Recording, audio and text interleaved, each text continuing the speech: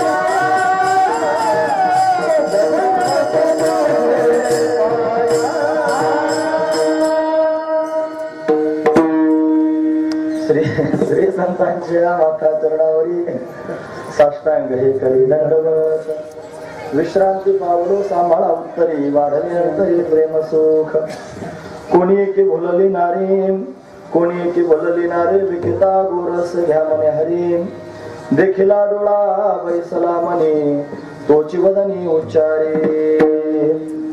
प्रस्तुत प्रतिवर्षप्रमाणे याही वर्षी होणार आपला हा अखंड हरिनाम सप्ताह.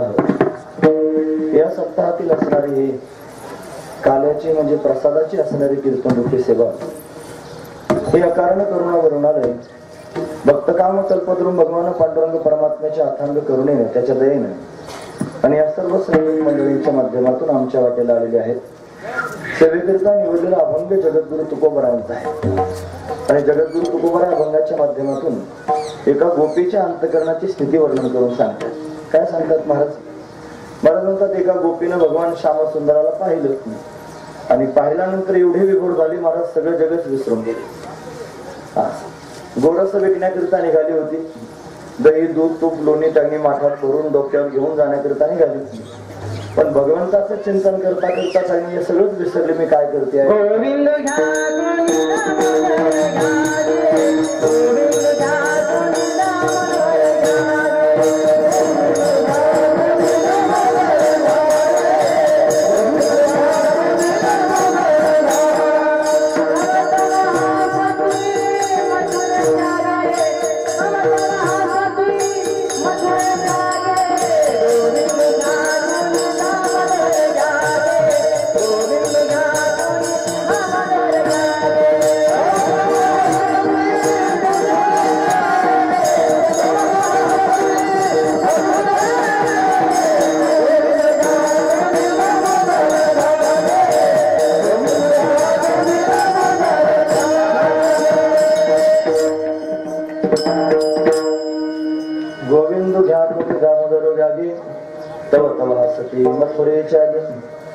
डोक्यावर दही दुधाचा भार आहे पण गोविंद घ्या दामोदर घ्या असं गोपिकांनी म्हणावं. का बरं म्हणावं?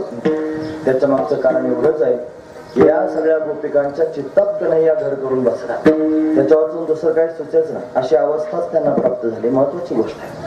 म्हणून कोणी एकी बोलली नारी एक गोपी भुलली आणि गोरस विकताना हरी म्हणू लागली विकिता गोरस घ्या म्हणे हरी. का बरं असं झालं असेल? तिनं कन्हैयाला पाहिलं आणि तो मनात घर करून बसला. देखिला डोळा बैसला मनी आणि म्हणून तोची वदनी उच्चारी.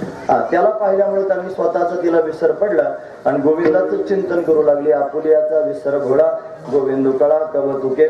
आणि असं जेव्हा होऊ लागलं विपरीत जगाच्या दृष्टीने दिसू लागलं तेव्हा जगातले सगळे लोक हसू लागले. मग जेव्हा जेव्हा लोक हसू लागले तेव्हा तरी तिला वाईट वाटावं ना पण तिला ते वाटेना. का बरं? तिचे कानच लोकांकडे नव्हते कारण तिची वृत्ती त्यांनी परमात्म्याच्या ठिकाणी एकरूप झाल्या कारणानं ती भगवन्मय त्यांनी झालेली आहे. नाही कान तय ठाई तुका म्हणे हास्य जन नाही कान तय ठाई. म्हणून लोक हसतात पण त्याच्याकडे तिची वृत्ती त्यांनी जात नाही हा त्यातला भाव आहे. आणि म्हणून त्यांनी महाराज अशी परमार्थाची दिव्य अवस्था सर्वांना प्राप्त व्हावी याच्याकरिता जगद्गुरु तुकोबरायांनी प्रकर्षाने त्या गोपीची स्थिती सगळ्या लोकांच्या समोर अभंगाच्या माध्यमातून मांडली. आणि म्हणून त्यांनी आपण हा अभंग चिंतनाकरिता निवडला. असा अभंगाचा सरळ अर्थ पाहण्याचा आपण प्रयत्न केला. विठोबा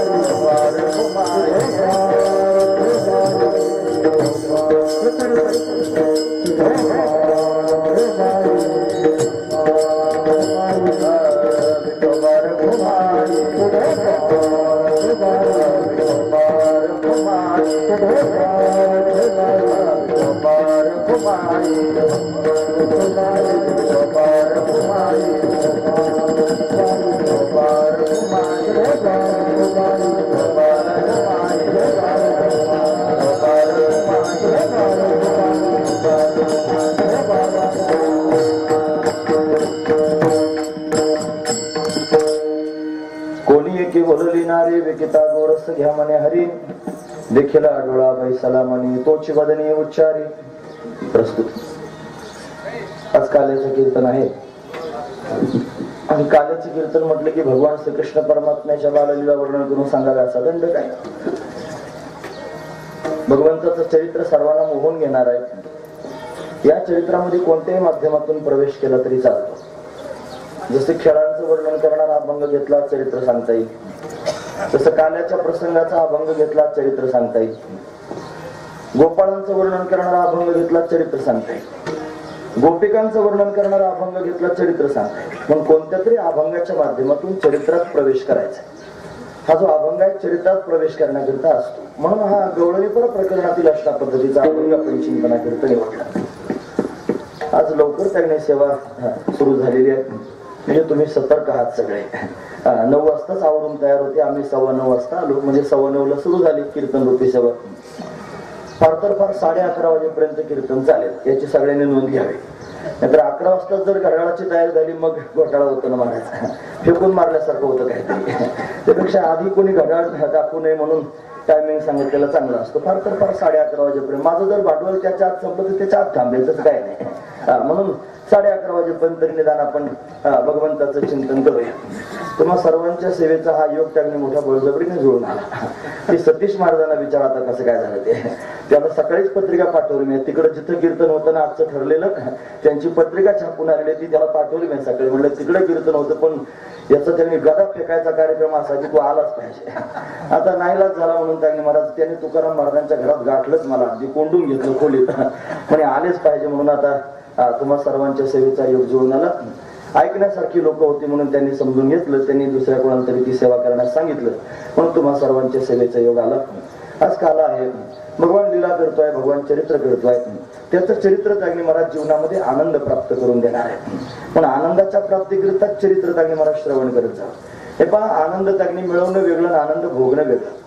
आपण त्याने सर्वजण कोणत्या ना कोणत्या तरी माध्यमातून आनंद प्राप्त करून घेऊ शकतो, पण प्राप्त झालेला आनंद आपल्या सगळ्यांना भोगता आला पाहिजे. म्हणून त्याने महाराज धन मिळवणं सोपं असतं. धन लोक मिळवतात सुद्धा, पण असे कंजूस असतात धन भोगीत नाहीत महाराज, खर्चित नाहीत. धन मिळवल्यानं सुख नाही, धन खर्च केल्यानं सुख आहे महाराज. नाही तर असे निदैवी काय काय असतात, निदैवाची परिवरी आणि लोया ऋतल्या सहस्रवरी आणि वय वैसोनी उपवासुकरी दरिद्रीच्या माऊली ज्ञानोबऱ्यावरून सांगतात. दुर्दैवी माणसाला त्यांनी महाराज, त्याला दुर्दैवी म्हणायचं नाही, मग काय म्हणायचं. त्याच्याकडे त्यांनी संपत्ती प्राप्त झाली, त्याच्यावर पोतं टाकून बसला, भीक मागत राहिला पोट भरण्याकरिता, म्हणजे त्याच्याकडे मुळातच एवढी संपत्ती आहे. हा त्यातला भाव आहे. तसं त्यांनी आपल्याजवळ आपलं सुख आहे, आपल्याजवळ आपलं समाधान त्यांनी गच्च भरलेलं आहे. आपल्याजवळ त्यांनी महाराज आपला आनंद त्यांनी आतमध्ये कुठून कुठून भरलेला आहे. फक्त आपला आनंद श्रीगुरूंच्या माध्यमातून आपण प्राप्त करून घ्यायचा आणि प्राप्त करून तो त्यांनी महाराज भगवंताच्या चरित्राच्या माध्यमातून भोगायचा. हा त्यातला भाव आहे. आपल्या जवळच आहे. माऊली वर्णन करून सांगतात, मोठके गुरुमुखे उदयदत्त दिसे, हृदयी स्वयंभाची असे, मग प्रत्यक्ष भाव लागे तैसे अपैसयाची. आपल्या जवळच आहे, फक्त श्रीगुरूंच्या मुखातून मोजकं बाहेर आल्यासारखं दिसतं आणि ते त्यांनी बाहेर आलं रे आलं की मग त्यांनी अनुभवाला येऊ लागतं. मग प्रत्यक्ष भाव लागे तैसे अपैसयाची, आपोआपच अनुभवाला येतं. हा त्यातला भाव आहे. पण आपल्या जवळच आहे महाराज, ते अनुभवाला येण्यासारखंच आहे. म्हणून आपल्या जवळच धन आपण भोगायचंय आणि ते भोगण्याकरिता त्यांनी महाराज काय साधन करायचंय. मग ज्या ज्या लोकांनी ते भोगलंय त्यांच्याकडे पाहायचं. मग ते त्यांनी महाराज आपल्याला आदर्श असले पाहिजे. तो दिव्य असणारा परमार्थातला आनंद त्यांनी प्राप्त करून घेतला सुद्धा आणि त्यांनी भोगला सुद्धा. असे कोण कोण आहेत हे जर त्यांनी म्हणत असाल तर सगळ्यात आधी आपल्या डोळ्यासमोर आपले श्रीगुरु असावे की ज्यांनी त्यांनी हा आनंद प्राप्त करून घेतला आणि त्यांनी भोगला सुद्धा. मग आपल्या श्रीगुरूंना कोण आदर्श आहे त्यांना जर विचारलं तर ते म्हणतात मला तुकोबाराय आदर्श आहे. मग तुकोबाराने हा आनंद प्राप्त करून घेतला आणि भोगला सुद्धा. तुकोबारानं कोण आदर्श वाटलं त्यांना नाथ महाराज आदर्श वाटले. नाथांना कोण आदर्श वाटलं त्यांना विचारायला गेलं तुम्ही भक्ती करतात एवढा आनंद उपभोगतात कोणाकडे पाहून करतात. ते म्हणले मी ज्ञानोबरांकडे पाहून करतो.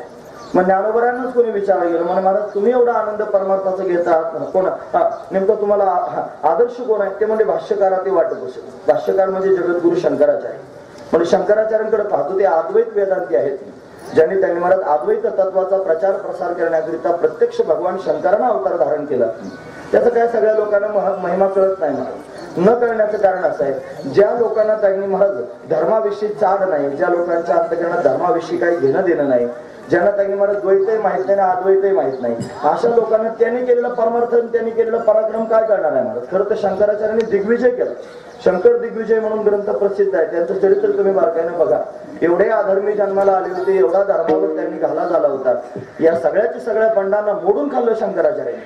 आणि मग त्यांनी पुन्हा एकदा सनातन धर्माची स्थापना केली. विशेष गोष्ट आहे महाराज, हा सनातन धर्मच त्यांनी जीवाला आनंद प्राप्त करून देऊ शकतो. हा वैदिक धर्मच त्यांनी महाराज जीवाला आनंद प्राप्त करून देऊ शकतो, दुसरा आनंदापर्यंत नेऊ शकत नाही. पण एक दिवस असा येणार आहे की आपल्या देशामध्ये त्यांनी ज्या वेदाची महती आजपर्यंत आपण गातो आहोत, आपल्याच देशातल्या लोकांना तो वेद नको झालाय. काही दसकटे शेंबडे मेंबडे जन्माला आले बिगर अकलीचे, ते म्हणतात तुमचे वेद, तुमची ती मनुस्मृती, तुमचे उपनिषद, तुमचे त्यांनी हे सगळे गठोडं बांधून समुद्रात फेकून द्या असं म्हणणारे आपल्याच जन्माला आले कुऱ्हाडीच्या दांड्यासारखे. कुऱ्हाडीचा दांडा कशाचा असतो तुमच्याकडे? लोखंडाचा असतो काय? नाही ना, लाकडाचाच असतो ना. लाकडाचा दांडा असतो. कशाला मदत करतो? लाकडं तोडायलाच मदत करतो, झाडं तोडण्याकरिता. तसे आपल्याच मातीत जन्माला आले, आपल्याच धर्मात जन्माला आले, आपल्या संस्कृतीत जन्माला आले. आणि हे त्यांनी महाराज आपल्याच धर्माच्या मुळावर होते. यांना आपला धर्म मान्य नाही, संस्कृती मान्य नाही, यांना आपल्या परंपरा मान्य नाहीत. या सगळ्या गोष्टी त्यांनी मोडून खाण्याकरिता निघाले. म्हणून त्यांनी महाराज हे खरं पाहिलं तर त्यांनी महाराज ते त्या म्हणण्याच्या लायकीचे नाही. त्यांची योग्यता नाही स्वतःला हिंदू म्हणून घेण्याची, स्वतःला सनातन परंपरेचं म्हणून घेण्याची. म्हणून त्यांनी महाराज अशी काही जन्माला आले ज्यांनी त्यांनी अधर्म माजवायला सुरुवात केली. म्हणून भगवान शंकराला अवतार घ्यायला वेळ आहे महाराज. ते संहारक देव आहे भगवान शंकर. पण संहार करणारा देव प्रत्यक्ष प्रगट झाला आणि तो शंकराचार्यांच्या रूपानं आला. तो का आला असेल शंकराचार्यांच्या रूपानं? त्याला द्वैत मताचा संहार करायचा होता. मग द्वैत मताचा संहार करणारे शंकराचार्य प्रगट झाले. पण फक्त द्वैत मताचा संहार करून अद्वैताची स्थिती प्राप्त करूनच राहिले असं नाही. ते अद्वैत स्थिती प्राप्त करून सुद्धा म्हणजे तो आनंद त्यांनी मिळून सुद्धा त्याला भोगण्याकरिता भगवंताचं चिंतन करू लागले. जगाला सांगू लागले भज गोविंदम भज गोविंदम गोविंदम भज मूढमध्ये. ते स्वतःच गोविंदाचं चिंतन करू लागले. माऊली ज्ञानोबांना शंकराचार्य प्रमाण आहेत. शंकराचार्याने विचारलं तुम्ही कोणाकडे पाहून परमार्थ करतात? ते म्हणले मी व्यासांकडे पाहतोय. मग व्यासांना विचारलं तुम्ही कोणाकडे पाहतात? ते म्हणले मी नारदांकडे पाहतोय. मग नारदांनाच कोणी विचारायला गेलं म्हणे महाराज तुम्ही एवढे मोठे सगळ्यांचे गुरु आहात, नारदाची गादी आहे की नाही? म्हणून नारदजी सगळ्यांचे गुरु आहेत. मग तुम्ही परमार्थ करत आहात, परमार्थाचा आनंद घेत आहात, कोणाकडे पाहून परमार्थ करत आहात? तुम्हाला कोण आदर्श आहे? असं ज्या वेळेला नारदानं विचारलं, नारदजी त्याने महाराज सांगायला लागले मी त्याने परमार्थ करतो. म्हणजे कसा परमार्थ करता? म्हणे मी भक्ती करतो. भक्ती म्हणजे काय? मग भक्तीची व्याख्या सांगायला सुरुवात केली. अर्थात भक्ती व्याख्या श्याम, मी भक्तीची व्याख्या सांगतो. कशी आहे भक्ती? सात वस्मिन परम प्रेम रूपा, जी प्रेम स्वरूप आहे तिला भक्ती असं म्हणतात. तरी पण सांगा ना एखादं उदाहरण कशी आहे भक्ती? म्हणे मुका स्वादनवत. मुक्या माणसाला साखर खायला दिल्यावर त्याला गोड लागते, पण त्याला बोलता येत नसल्यामुळे सांगता येत नाही. पण अशीच आहे भक्ती, प्राप्त होते पण सांगता येत नाही. मग एखादं उदाहरण तरी सांगा ना म्हणे की कशी केली जाते भक्ती, कोणाकडे पाहून करावी? मग नारदाने एका वाक्यात उत्तर दिलं, एक सूत्र सांगितलं. ते म्हणजे यथा व्रज गोपिकानाम, यथा व्रज गोपिकानाम. गोपिकांनी जशी भक्ती केली अशी भक्ती मी करतोय आणि आनंद उपभोगतोय. म्हणजे भक्तीतला परमार्थातला आनंद घेण्याकरिता नारदांना जर कोण प्रमाण असेल तर त्या गोपिका प्रमाण आहेत महाराज. म्हणून आपला संप्रदाय हा महाराज हा सनातन अनादी असणारा संप्रदाय आहे. संप्रदाय असा असावा की ज्या संप्रदायामध्ये त्यांनी सफलता असावी. हा जो संप्रदाय हा सफल संप्रदाय, हा अनादी संप्रदाय आहे, हा देवमान्य संप्रदाय आणि वेदबोधित असणारा संप्रदाय. एवढ्या गोष्टी संप्रदायात असले पाहिजे. तुम्ही श्रवण करणारी माणसं आहात ना. मला वाटतं या गावामध्ये गुरुवर्य तुलतुनी महाराज त्यांनी पाठ सांगण्याकरिता येत होते ना. पण बऱ्याच लोकांना श्रवण करण्याची त्यांनी सवय आहे, म्हणून त्यांनी महाराज त्यांना या सगळ्या गोष्टी कळत असतील. ते अतिशय महत्वाच्या आहेत महाराज, त्याच समजून घेण्यासारख्या.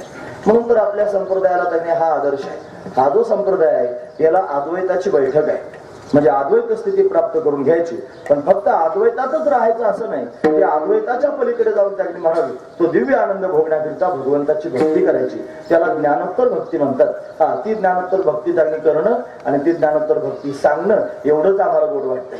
याच्यापेक्षा वेगळं काहीच गोड वाटत नाही. इथं ऐकणारी बरीच माणसं ती म्हणतील हा दर कीर्तनामध्ये हे नक्कीच सांगतो म्हणजे तेच सांगितलं पाहिजे, दुसरं काय सांगू? दुसरं हिंगणांग चिंगणांग इकडच्या तिकडच्या चाटकुड्या चुटकुड्या गोळा करून दोन चार गोष्टी सांगायच्या, लोकांसमोर छान छान छान छान करून घरी निघून जायचं. त्याला परमार्थ म्हणत नाही आणि तो काय खरा परमार्थ नाही. पण काय कीर्तनामध्ये असावं, भक्ती ज्ञानाविरहित इतरा गोष्टी न कराव्या आणि प्रेम भरे वैराग्याच्या युक्ती विवराव्या, जेणेकरून मूर्ती ठसावी अंतरी श्रीहरीची. ऐशी कीर्तन मर्यादा आहे संतांच्या घरची. ही संतांच्या घरची कीर्तनाची मर्यादा आहे. पण असंच कीर्तन असलं पाहिजे, त्याच्यात ज्ञान असलं पाहिजे, त्याच्यात वैराग्य असलं पाहिजे, त्याच्यात भक्ती असली पाहिजे, त्याच्यात प्रेम असलं पाहिजे. या सगळ्या गोष्टी कीर्तनामधून प्रत्यक्ष पाहायला मिळाव्यात आणि त्याच्याकरिताच त्यांनी मला 2 तास आपल्या जीवनातले आपण अविरतपणे अशा पद्धतीने रोज जिथे कीर्तन असेल तिथे देत जाईल.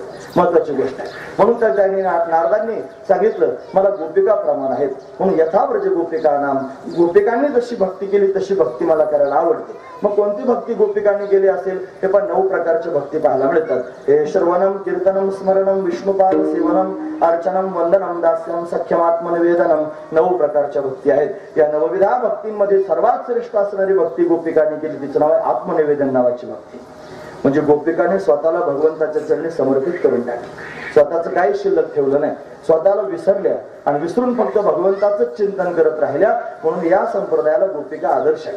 पण आपल्या वारकरी संप्रदायातल्या सगळ्या उपक्रमांच्या शेवटी गवळण असते. सकाळी काकडा झाला की त्या काकड्याच्या शेवटी गवळण म्हणली जाते.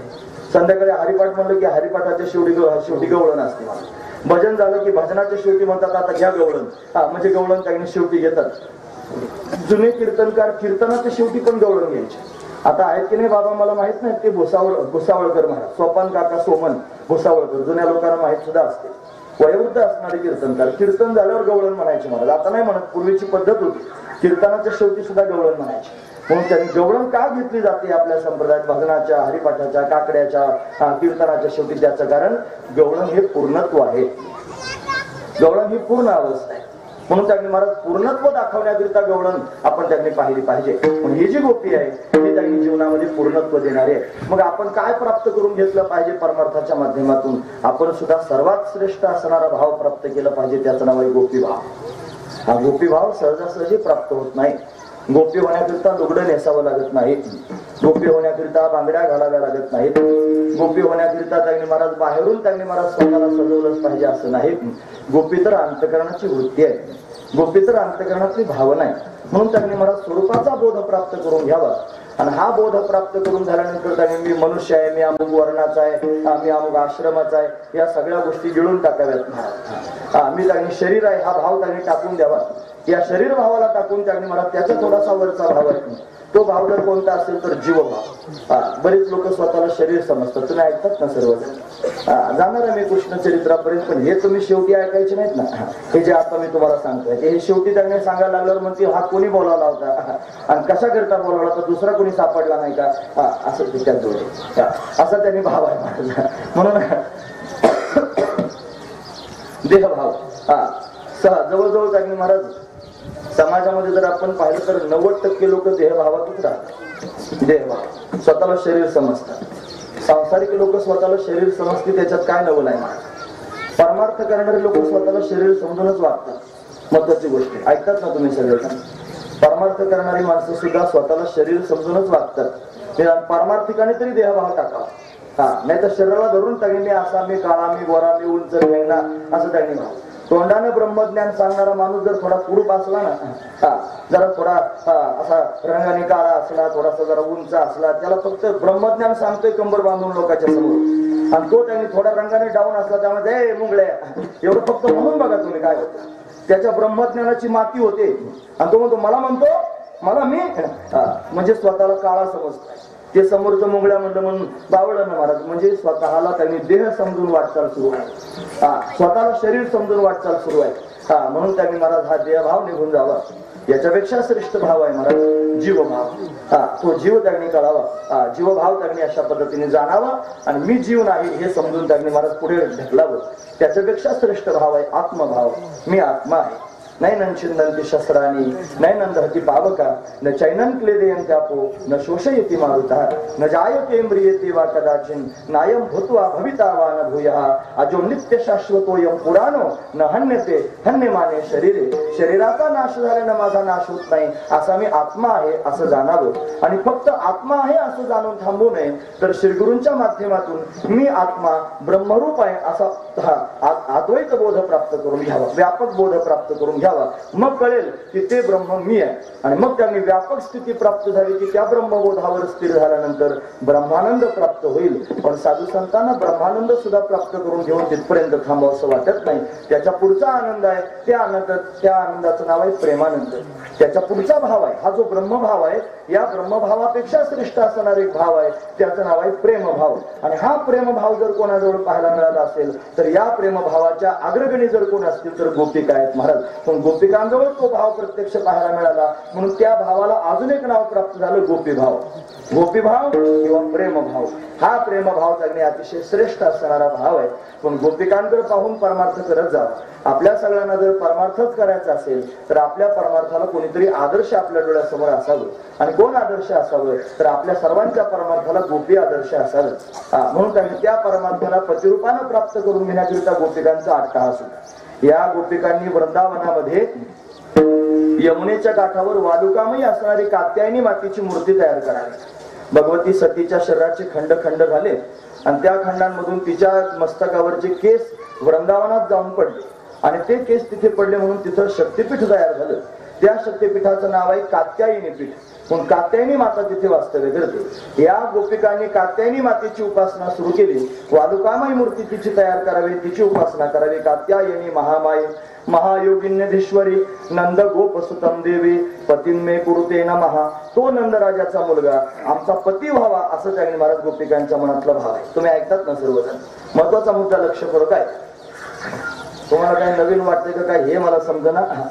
कारण तुम्ही असे माझ्याकडे पाहत आहात की जणू काय मी काहीतरी निराळच सांगतोय. नाही, मी अगदी त्यांनी परंपरेला धरून सांगतोय, महत्वाची गोष्ट सांगतोय. कोण जाणे कधी तुम्ही त्यातले भाव ऐकलेत की नाही, पण ऐकण्यासारखे आहेत महाराज, लक्षपूर्वक आहेत. म्हणून तर त्यांनी महाराज गोपिकांनी भगवंताला पतिरूपानं प्राप्त करून घेण्याकरिता अट्टहास केला.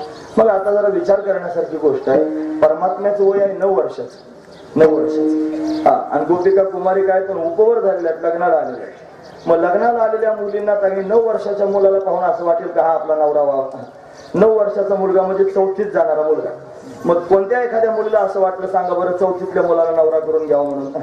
ऐकायलाच बरं वाटत नाही ना. महत्वाची गोष्ट. मग गोपितात तर देवीच्या समोर जाऊन म्हणतात तो परमात्मा आमचा पती व्हावा. पती शब्दाचा अर्थ लोकांना कळत नाही. लोकांचे चष्मेच फक्त 4 भिंतीपुरते आणि संसारापुरते झाले. पती शब्दाचा अर्थ लोकांनी केला नवरा. लोकांना नवरा आणि बायको याच्या पलीकडे काय कळतं महाराज. त्याच्यातच बुटकोळ्या मारायच्या, आपल्या इथून उडी मारायची, तिथं वाचायचं. तेवढं डबकं तयार केलं त्याच्यातच पवत राहायचं. जन्मभर अख्खा जन्म त्याच्यात घालतात लोक. नवरा आणि बायको याच्या पलीकडे ढळतच नाहीत महाराज. महत्वाची गोष्ट आहे. जरा पुढे ढळायला पाहिजे. पती शब्दाचा अर्थ जर पाहायचं ठरलं तर शास्त्रीय परिभाषेतून पाती रक्षते लोकम इति पती. जो त्याने मला संपूर्ण जगताचं भरण पोषण करणार आहे, जो संपूर्ण जगताचं रक्षण करणार आहे त्याला म्हणतात पती. आणि या संपूर्ण जगताचं भरण पोषण आणि रक्षण करणारा जर कोण असेल तर तो जगन्नियंता परमात्मा आहे. मग तो परमात्माच फक्त आमचा मालक असावा, त्याचीच आमच्यावरती सत्ता असावी, बाकीची कोणाचीच आपल्यावर सत्ता नसावी. जरा आपापले पानं तपासून घ्या. आपल्यावर कोणाकोणाची सत्ता आहे. आपल्यावर घरी गेलं की बायको म्हणते खाली बस, मग बसावंच लागते ना. मग ती म्हणते त्याने आमची पिशवी घे आणि जाय शांघारी घेऊन, मग जावंच लागतंय. आता हे खरं बोललं की वाईट वाटतंय. मग जाकली मूठ 1.25 लाखाची ठेवलेली चांगली असते. महत्वाची गोष्ट आहे. घरोघर मातीच्या चुली असतात. फक्त लोकांना सांगत नाहीत. लोक बाहेर डरकाळे पडायला सगळे मोकळे असतात. घरात काय असतं ज्याची त्यालाच माहित असते. महत्वाची गोष्ट आहे. तुम्हाला हा काय हाकललेला आहे का? अजिबात हाकललेलं नाही. म्हणून असं आहे, ज्याची त्याची पानं ज्यानं त्याने उचकून पाहिले पाहिजे. महत्वाची गोष्ट आहे. कोणाकोणाची सत्ता हे मला सांगायचं. आपल्यावर बायकोची सत्ता, आपल्यावर मुलाची सत्ता, आपल्यावर भाऊबंधांची सत्ता, आपल्यावर सगळ्या नातेवाईकांची सत्ता. या सगळ्या लोकांच्या सत्तेच्या दबावाखाली आपण दबलेलो. आपण यांच्या तालावर नाचतो. ते नाचतात आणि आपण नाचतो. मी कशाला सांगू? तू म्हणाली बायकोची सत्ता म्हणतो, मी प्रमाण सांगतो. ज्ञानोबरांचं प्रमाण सांगू का? ज्ञानोबरानंतर चित्त आराधी स्त्री येते, तो तेच निच्छंदे नाचे. आणि त्याच्याकरिता उदाहरण दिलं का माकड गारुड्याचे जैशा परी. गारुड्याचं माकड असतं की नाही, त्याच्या हातात ते माकड असं धरलेलं असतं आणि त्याच्या हातात डमरू असते. ते टम टम टम टम टम टम करतं म्हणतं जमुरे जमुरे म्हणलं की लगेच ते माकड उड्या मारते. उडी मारलं की छोटे छोटे पोरं जमा, बच्चे लोक टाली बजाव की लगेच पोरं टाळ्या वाजवा लागतात. असं घरोघर खेळ आहे. घरोघर त्या गारुडी आहे, त्याच्या हातात जोडी आहे आणि माकड नाचायला तयारच आहे. चित्त आराधी स्त्री येते आणि तो ती याचे निच्छंदे नाचे. म्हणजे 700 वर्षापूर्वी ज्ञानोबराने हे वाटलं, मला वाटू नये कशावरून. महत्वाची गोष्ट आहे महाराज. मी त्यांचं सांगतोय तुमच्यासमोर.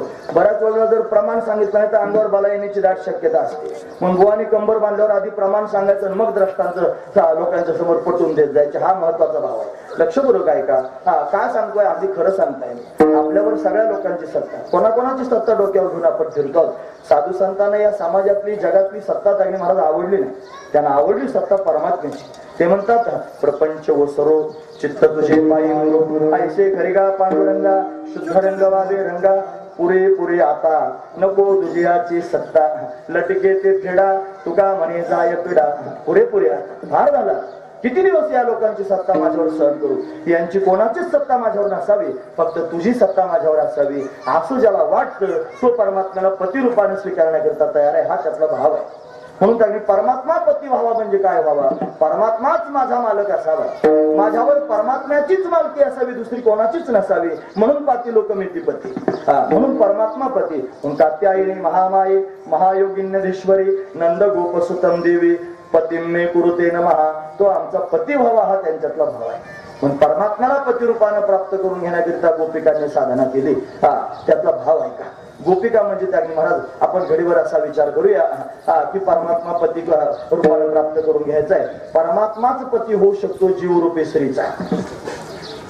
जीवरूपी स्त्रीने जर पती करायचं ठरलं तर जीवाचा पती त्यांनी जीव होऊ शकत नाही आणि जीवाचा पती संसार होऊ शकत नाही कारण जीवही बंधनात आहे आणि संसारही बंधनात आहे दोन गोष्टी आहेत मग जीवरूपी स्त्रीला जर समाधान प्राप्त करून घ्यायचं असेल तर बंधनमुक्त असणारा जर कोण असेल तर परमात्माच आहे पण जीवरूपी स्त्रीनं त्यांनी महाराज परमात्म्यालाच पती समजावं आणि त्याची आराधना करावी त्याला पती रूपाने प्राप्त करून घ्यावं आणि त्याच्याकरिता अट्टहास करावा भगवती मीराबाईंचं लग्न लावून दिलं होतं तिच्या घरच्या लोकांनी आणि लग्न लावल्यानंतर थोड्या दिवसात तिचा नवरा मरून गेला मग पती मरून गेल्यानंतर बाकीचे सगळे लोक रडायला लागले वाईट वाटायला लागलं म्हणे याचा नवरा कमी वयात त्यांनी आता हिचं वय कमी आहे नवरा मरून गेला काय करायचं का सविस व्हायला लागले पण तिला काय फरक पडत नव्हता का बरं फरक पडत नव्हता ती म्हणली काय करू मी मला हा नवरा त्यांनी अपेक्षितच नव्हता म्हणून मी जर त्याला अपेक्षित धरला असतं तर मी रडत बसले असते मला तो नवराच वाटत नाही माझा नवरा कोणी वेगळाच आहे मीराबाईचे शब्द आहेत मला ती म्हणते ऐसे वर को क्यों वरू जो जन्मे और मर जाए परत ऐका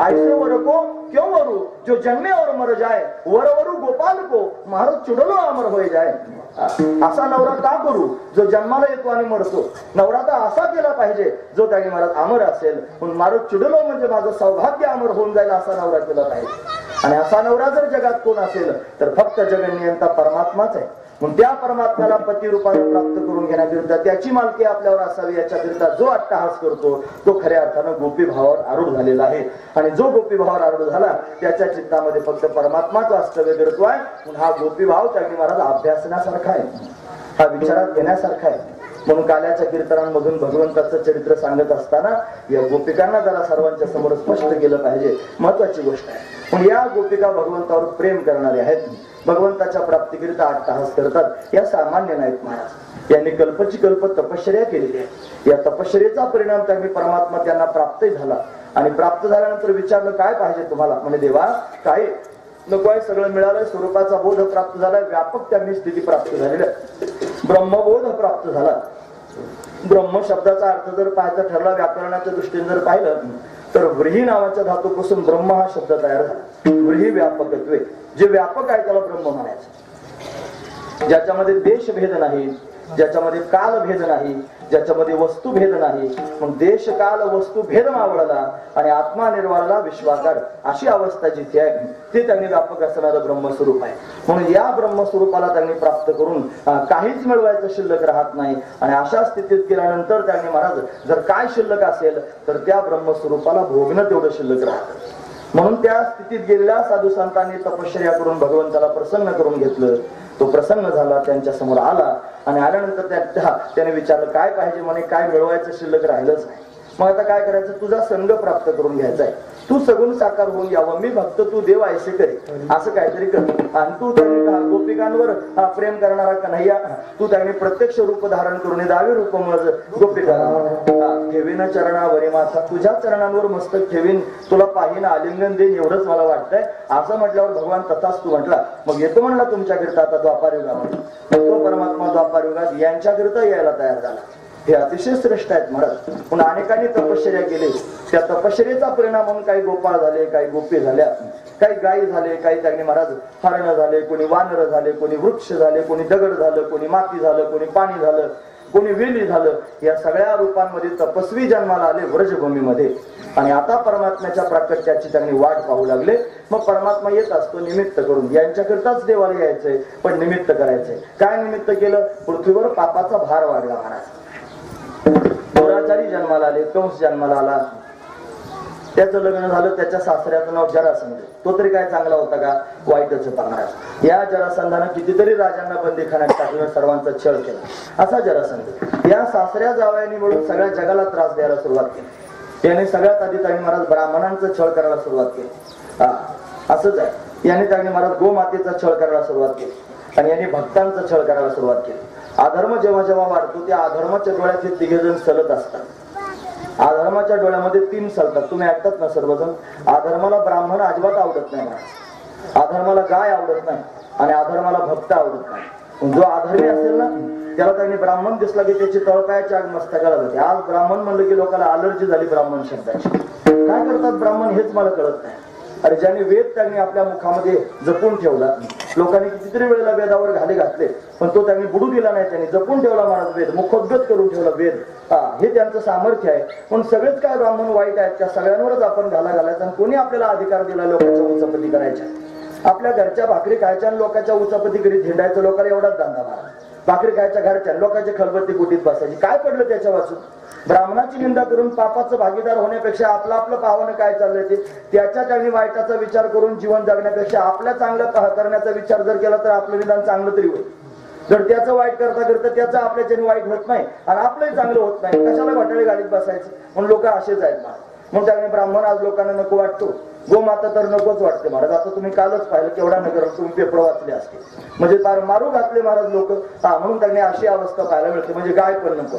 आणि भक्तानं जर पाहिलं कपाळाला गण लावलेला शेंडीवाला, गळ्यात माळ घातलेला पाहिलं की मग ते फारच डोकं होते. त्यांना वाटतं हे सारे वावळत आहेत शेंडीवाले, गांधावाले, माळीवाले. त्यांचा फार त्यांनी महाराज वाटून अशी अवस्था. म्हणून आता जर असं तसंच झालं होतं त्यावेळेला सुद्धा. या लोकांवर जेव्हा जेव्हा अत्याचार होतो तेव्हा तेव्हा पृथ्वीला सहन होत नाही. म्हणून पृथ्वी त्यांनी गायीचं रूप धारण करून परत ब्रह्मदेवाकडे गेले. ब्रह्मदेवानं भगवंताचं स्तवन केलं आणि मग भगवंतानं सांगितलं की देवकीच्या घरी त्यांनी येणार आहे. कशा करता येणार आहे महाराज वर्णन करून सांगतात. ते देवकीच्या गर्भा येईल भगवान,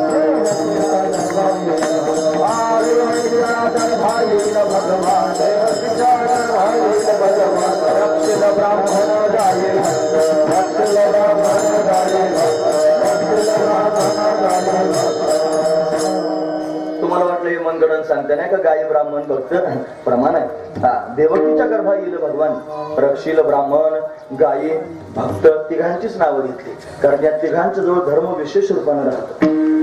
म्हणून धर्म जर टिकवायचा असेल तर हे 3 टिकले पाहिजेत. आणि अधर्म वाढायला लागल्यानंतर या तिघांवर घाला घालत असतो, पक्क लक्षात ठेवा. म्हणून तर त्यांनी मला आकाशवाणी झाली, सर्वांना बरं वाटलं. देवकी कंसाची चुलत बहीण आहे, तिचा विवाह त्यानं वसुदेवाबरोबर करून दिला. विवाह त्याने संपन्न झाला आणि त्याच्यातच विघ्न आले. काय विघ्न आलं म्हणे? त्यांनी आकाशवाणी परत देवताने केली, हिच्याच पोटी आठवायला तुला मारेल.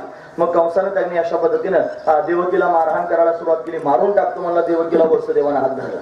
वसुदेवानं हात धरून 4 नीतीच्या गोष्टी समजून सांगितल्या आणि मग त्यांनी महाराज दोघांना बंदीखान्यात नेऊन टाकलं. यथाकाल त्यांनी देवकीला 6 लेकरं झाली. 6ची 6 लेकरं त्यांनी महाराज कंसानं मारून टाकली. 7वा गर्भाला तो योगमायेने पळवला. तो त्यांनी महाराज रोहिणीच्या गर्भात स्थापन केला, जी रोहिणी नंदराजाच्या आश्रयाला राहिली होती कंसाच्या भीतीने. म्हणून नंदराजाच्या आश्रयाला गोकुळामध्ये राहते रोहिणी.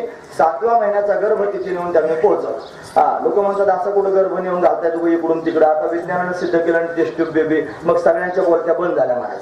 महत्वाची गोष्ट आहे माझ्या ट्यूब मध्ये बेबी तयार करायचं, मग ते त्यांनी गर्भाशयात नेऊन सोडायचं, हे त्यांनी आता घडायला लागलं.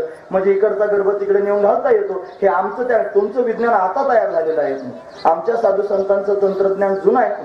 महत्वाची गोष्ट आहे. एक जण मला अन्नम भट्टाने शून्याचा शोध लावला. कोणी लावला? अन्नम भट्ट.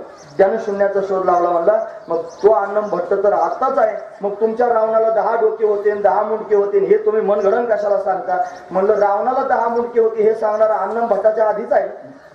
वाल्मिक ऋषी आधीचे काय अन्नम भट्ट, तो आताच आहे कालचा आणि परवाचा. त्यांनी तर्कसंग्रह आदी करून जे ग्रंथ प्रगट केली की नाही. म्हणून त्यांनी ते तार्किक आहे. म्हणून तुकोबारांनी सांगितलं तार्किकाचा टाका संग्रह आणि पांडुरंग स्मराव. मग तार्किक त्यांनी तार्किकच आहेत. ते काय सांगतील म्हणे शून्याचा शोध आता लागला आणि तुमच्या रावणाला 10 मुंडके होते म्हणे. 10 शब्द आला म्हणजे एकावर शून्य लिहावा लागला ना. हा शून्य तेव्हा कसं काय आला? म्हणजे त्याच्यानंतर ह्या लोकांनी कथानक तयार केली म्हणे. रामायण म्हणजे काय मोकार लिहिलेली गोष्ट आहे म्हणले. कोणीतरी आपलं आलं मनात दिलं म्हणे रामायण लिहून आणि लोक येडे म्हणजे लागले राम सगळे रामाची जयंतीना फलानं बेसताना रामायण करायला. असं आपले लोक म्हणतात. कोण म्हणतात? आपले लोक म्हणतात. म्हणून यांचा तपास केला पाहिजे कोण आहे ते. तुमच्या लक्षात येतं ना मी काय म्हणतो ते. आता याच्यापेक्षा खाली येऊन मला बोलता येईल, नाहीतर माझा मेंदू जर सरकला तर मला तेही बोलता येतं. मला राग येतो महाराज फार की आपण म्हणतो राम झाला नाही, आणि आता अमेरिकेनं सिद्ध केलं राम सेतू. आता सिद्ध केला राम सेतू, फार दिवस नाही झाले. आता त्यांनी जाहीर केलं राम सेतू त्यांनी आहे. म्हणून भारतापासून श्रीलंकेपर्यंत त्यांनी तो राम सेतू प्रत्यक्ष त्यांना त्या कॅमेऱ्यात पाहायला मिळाला. त्यांनी संशोधन करून त्यांनी लोकांच्या समोर सांगितलं की हा एवढ्या एवढ्या काळापूर्वीचा आहे आणि हा खरोखर याच्यावर तयार झाला. मग आता लागले मुंडके हलवायला, म्हणजे हो हो हो राम सेतू झाला होता, आता रामायण आतापर्यंत म्हणजे गोष्टी आहेत. म्हणून त्या महाराज आपण आपलं जपलं पाहिजे. जर आपण आपलं जपलं नाही लोक कसे काय जपतील महाराज. आपण आपलं सांभाळलं पाहिजे, आपण आपल्यावर प्रेम केलं पाहिजे. या सगळ्या गोष्टी महत्वाच्या. असं त्या रोहिणीच्या गर्भात तो त्यांनी महाराज गर्भ नेऊन पोहोचवला. हा योग मायनं सातव्या महिन्याचा गर्भ आला. मग तिलाही वाटायला लागलं कुठून आला. आणि गावातले लोक म्हणजे हिचा नवरा बंदी खाण्यात आहे आणि ही गरोदर झाली कशी काय, कुठेतरी चुकली असेल, तिला समजत ना काय. यमुनेच्या काठावर त्यांनी चिता रचली, तिनं पेटून दिली आणि त्याच्यात उडी मारण्यात इतक्यात पाऊस आला, ती चिता विझली, पुन्हा आकाशवाणी झाली. हा गर्भ त्यांनी वसुदेवाचाच आहे. हा योग मायने इथं आणून घातलेला आहे. सर्वांना आनंद झाला. मग त्यांनी रोहिणीचा सांभाळ केला. मग भाद्रपद शुद्ध षष्टीला तिला पुत्र झाला, त्याचं नाव आहे बलराम. त्यानं जन्मताच डोळे उघडले नाही म्हणून शांडिल्य ऋषींना बोलावलं. त्याने त्याची जन्मपत्रिका पाहिली, म्हणे हा सामान्य नाही, हा शेषनारायणाचा अवतार आहे. मग शेषनारायण जर इथं प्रगट झाला, शेषनारायण हे भगवंताचं आसन आहे. ज्यावरती आसन आलं त्यावरती आसनावर बसणार इथंच येणार आहे. मग कुठे येईल कसा येईल माहित नाही. म्हणे मग असं करा, सगळ्या गावातल्या लोकांनी त्यांनी महाराज एक व्रत करा. काय व्रत आहे? निर्जला एकादशीचं व्रत करा. म्हणजे दर 15 दिवसाच्या एकादशी निर्जला सगळ्या आबाला वृद्धांनी केले. आपला जो नंद राजा आहे त्याला बऱ्याच काळापासून संतती नाही, त्याच्याच घरी त्यांनी परमात्मा प्रगट होईल असं सर्वांना ज्ञात झालं. सर्वांनी उपवास करायला सुरुवात केली. 7वा गर्भ गळून गेला देवकीचा, म्हणून कंसाला फार आनंद झाला. तो मला माझ्या भीतीनं गर्भ गळायला लागले, तो आनंदी झाला. पण त्याला काय माहिती त्याचा काळात लोक येणार आहे म्हणून. पण अष्टमगर्भ रूपाने परमात्मा प्रत्यक्ष प्रगट होणार आहे. पण परमात्म्याच्या प्राकट्याची वेळ आली. भगवान तेज रूपाने वसुदेवाच्या बुद्धीत प्रवेश करून गेले. वसुदेवाच्या बुद्धीतून भगवंताने देवकीच्या अंतःकरणात प्रवेश केला. भगवंताचं तेज त्यांनी महाराज देवकीच्या हृदयामध्ये साठवलं गेलं. देवकीचं तेज वाढू लागलं. देवकीचे तेज दिसे जैसा सूर्य, कंसाचे हृदय जळून कंस व्याकुळ होऊ लागला. गर्भस्तुती करण्याकरिता देवदेवता कारागृहात येऊ लागल्या. सत्यव्रतम सत्यपरम त्रिसत्यम सत्यांचे योनिम निहितंच सत्य सत्याचे सत्यमृत सत्य नेत्रम सत्यात्मकम त्वं शरणं प्रपन्ना. देवतांनी कारागृहामध्ये भगवंताचं स्तवन केलं, गर्भस्तुती केली. आणि आता त्यांनी अष्टमगर्भ रूपाने परमात्मा प्रत्यक्ष प्रगट होणार आहे. श्रावण महिना आला. या श्रावण महिन्यामध्ये वद्य पक्ष आला. या वद्य पक्षामध्ये त्यांनी अष्टमी तिथी आली आणि अष्टमी तिथीला रात्री 12 वाजता कारागृहामध्ये लख असणारा प्रकाश पडला. या लख प्रकाशाने त्यांनी मला सर्वांचे डोळे दिपू लागले. सगळे द्वारपाल त्यांनी अशा पद्धतीने झोपी गेले, त्यांना समजलंच नाही. भगवंताची माया त्यांनी प्रगट झाली. आणि आता वसुदेव देवकी या प्रकाशाकडे पाहतायत. पाहता पाहता त्या प्रकाशानं दिव्य आकृती धारण केली. 8 वर्षाची भगवंताची चतुर्भुज असणारी मूर्ती प्रत्यक्ष वसुदेव देवकीच्या समोर प्रगट झाली. मोर मुकुट बंसीवाला भगवान प्रत्यक्ष प्रगट झाला. त्यानं पितांबर धारण केलेला आहे, त्याच्या मस्तकावर मोर मुकुट आहे.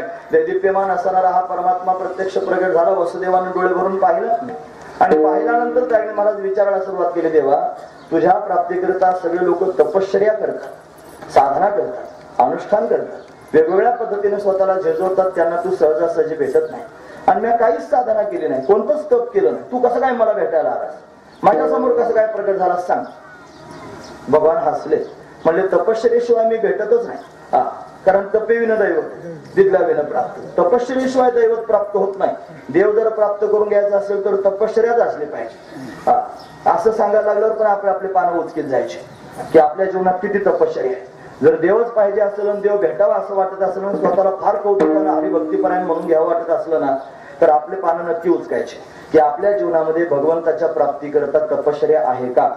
जर आपल्या जीवनात तपश्चर्या नसेल तर असं जर डुगू डुगू डुगू डुगू डुगू डुगू आपलं चालत राहिलं, माळीवरच फक्त राहिलं, घातली माळ म्हणले झालं आता काम आपलं, एवढ्यावरच राहिलं ना देव भेटत नसतोय महाराज. ही माळ त्यांनी गळ्यात घालून ठेवली काय खुटीला अडकवली, त्याच्यात काय फरक झाला. खुटीला जर माळ अडकून ठेवली तर किती वर्षानं खुटीला देव भेटल. 50 वर्षानं भेटेल का 75 वर्षानं भेटेल. मग खुटीला माळ घातली 75 वर्षाने तिला देव भेटायचं नाही. तसं आपलं मुंडकं म्हणजे काय खुटी आहे का. घातली गळ्यात माळ म्हणजे खुटीला अडकून ठेवली आणि 75 वर्षापासून माळकरी त्यांनी झाला काहीच साधना केली नाही, नुसती अडकून ठेवली म्हणून ठेवली. देव भेटेल का. अशाने नाही भेटत महाराज. देव जर भेटायचं असेल तर साधना जीवनात करावी लागेल.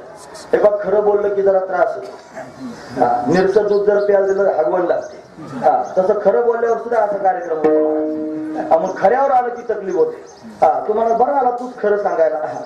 आता मला खरं दिसतंय माझ्या डोळ्याला म्हणून सांगतोय. आणि त्यापेक्षा माझी काही खोटी नाही. मी माझ्या गळ्यात माळ घातलेली आहे आणि मी अंतकरणापासून माझ्या श्यामसुंदराच्या दर्शनाकरिता अट्टहास करतोय.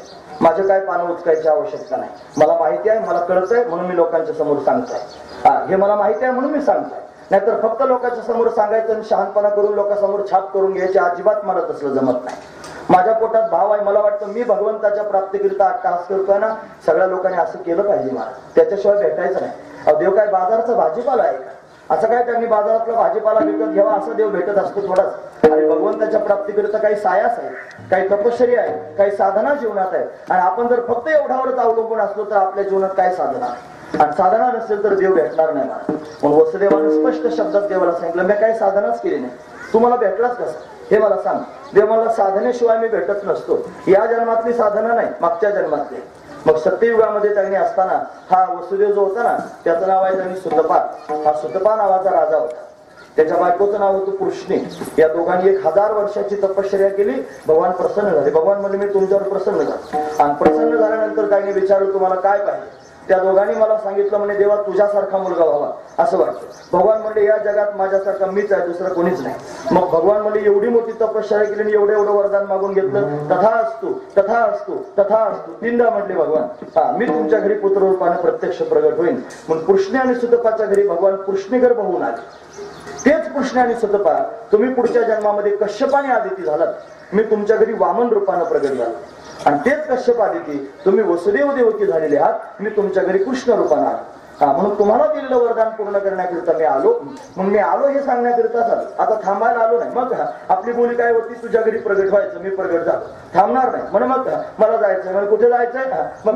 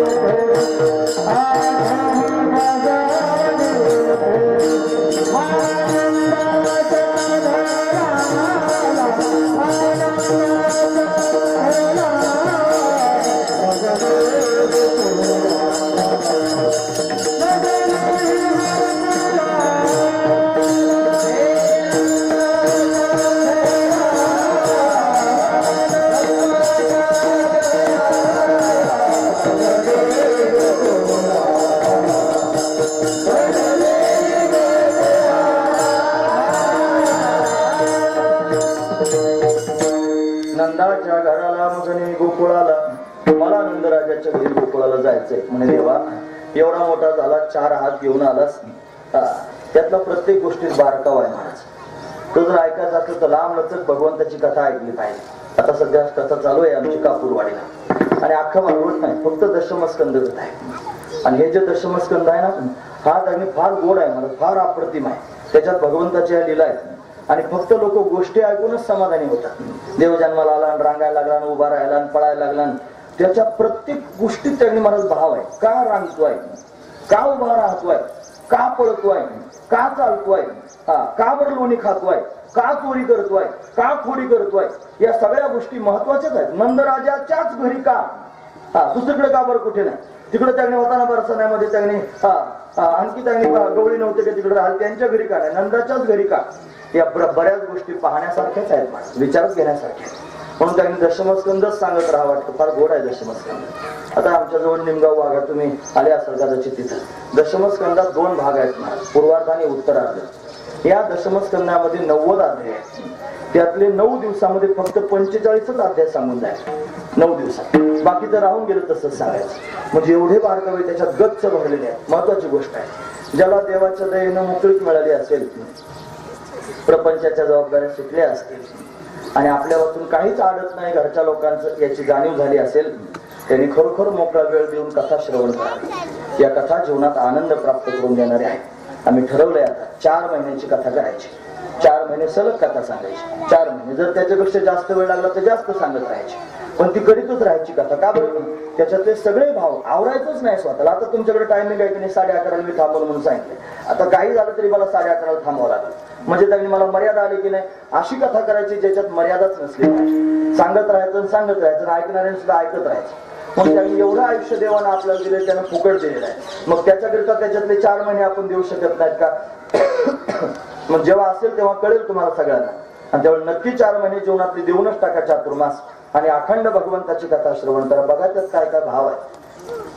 नंदराजाच्या घरी जायचं म्हणतोय, त्यावर म्हणतो माहितीये, बघा ना, जरा विशेष गोष्ट ऐकण्यासारखी. आपण सगळेजण देवाचे भक्त आहोत आणि आपण देवाकडे जायचं म्हणतो. आपण म्हणतो देवळात जायचं, पाया पडायला जायचं, पंढरपूरला जायचं, आमचं करायचं. आपण म्हणतो याच्यात काय कौतुक आहे? आपण गेलोच पाहिजे. इथं म्हणतोय कोण? इथं देव म्हणतोय. कुठं जायचं म्हणतोय? नंदाच्या घरी जायचं. देव स्वतः जायचं म्हणतोय.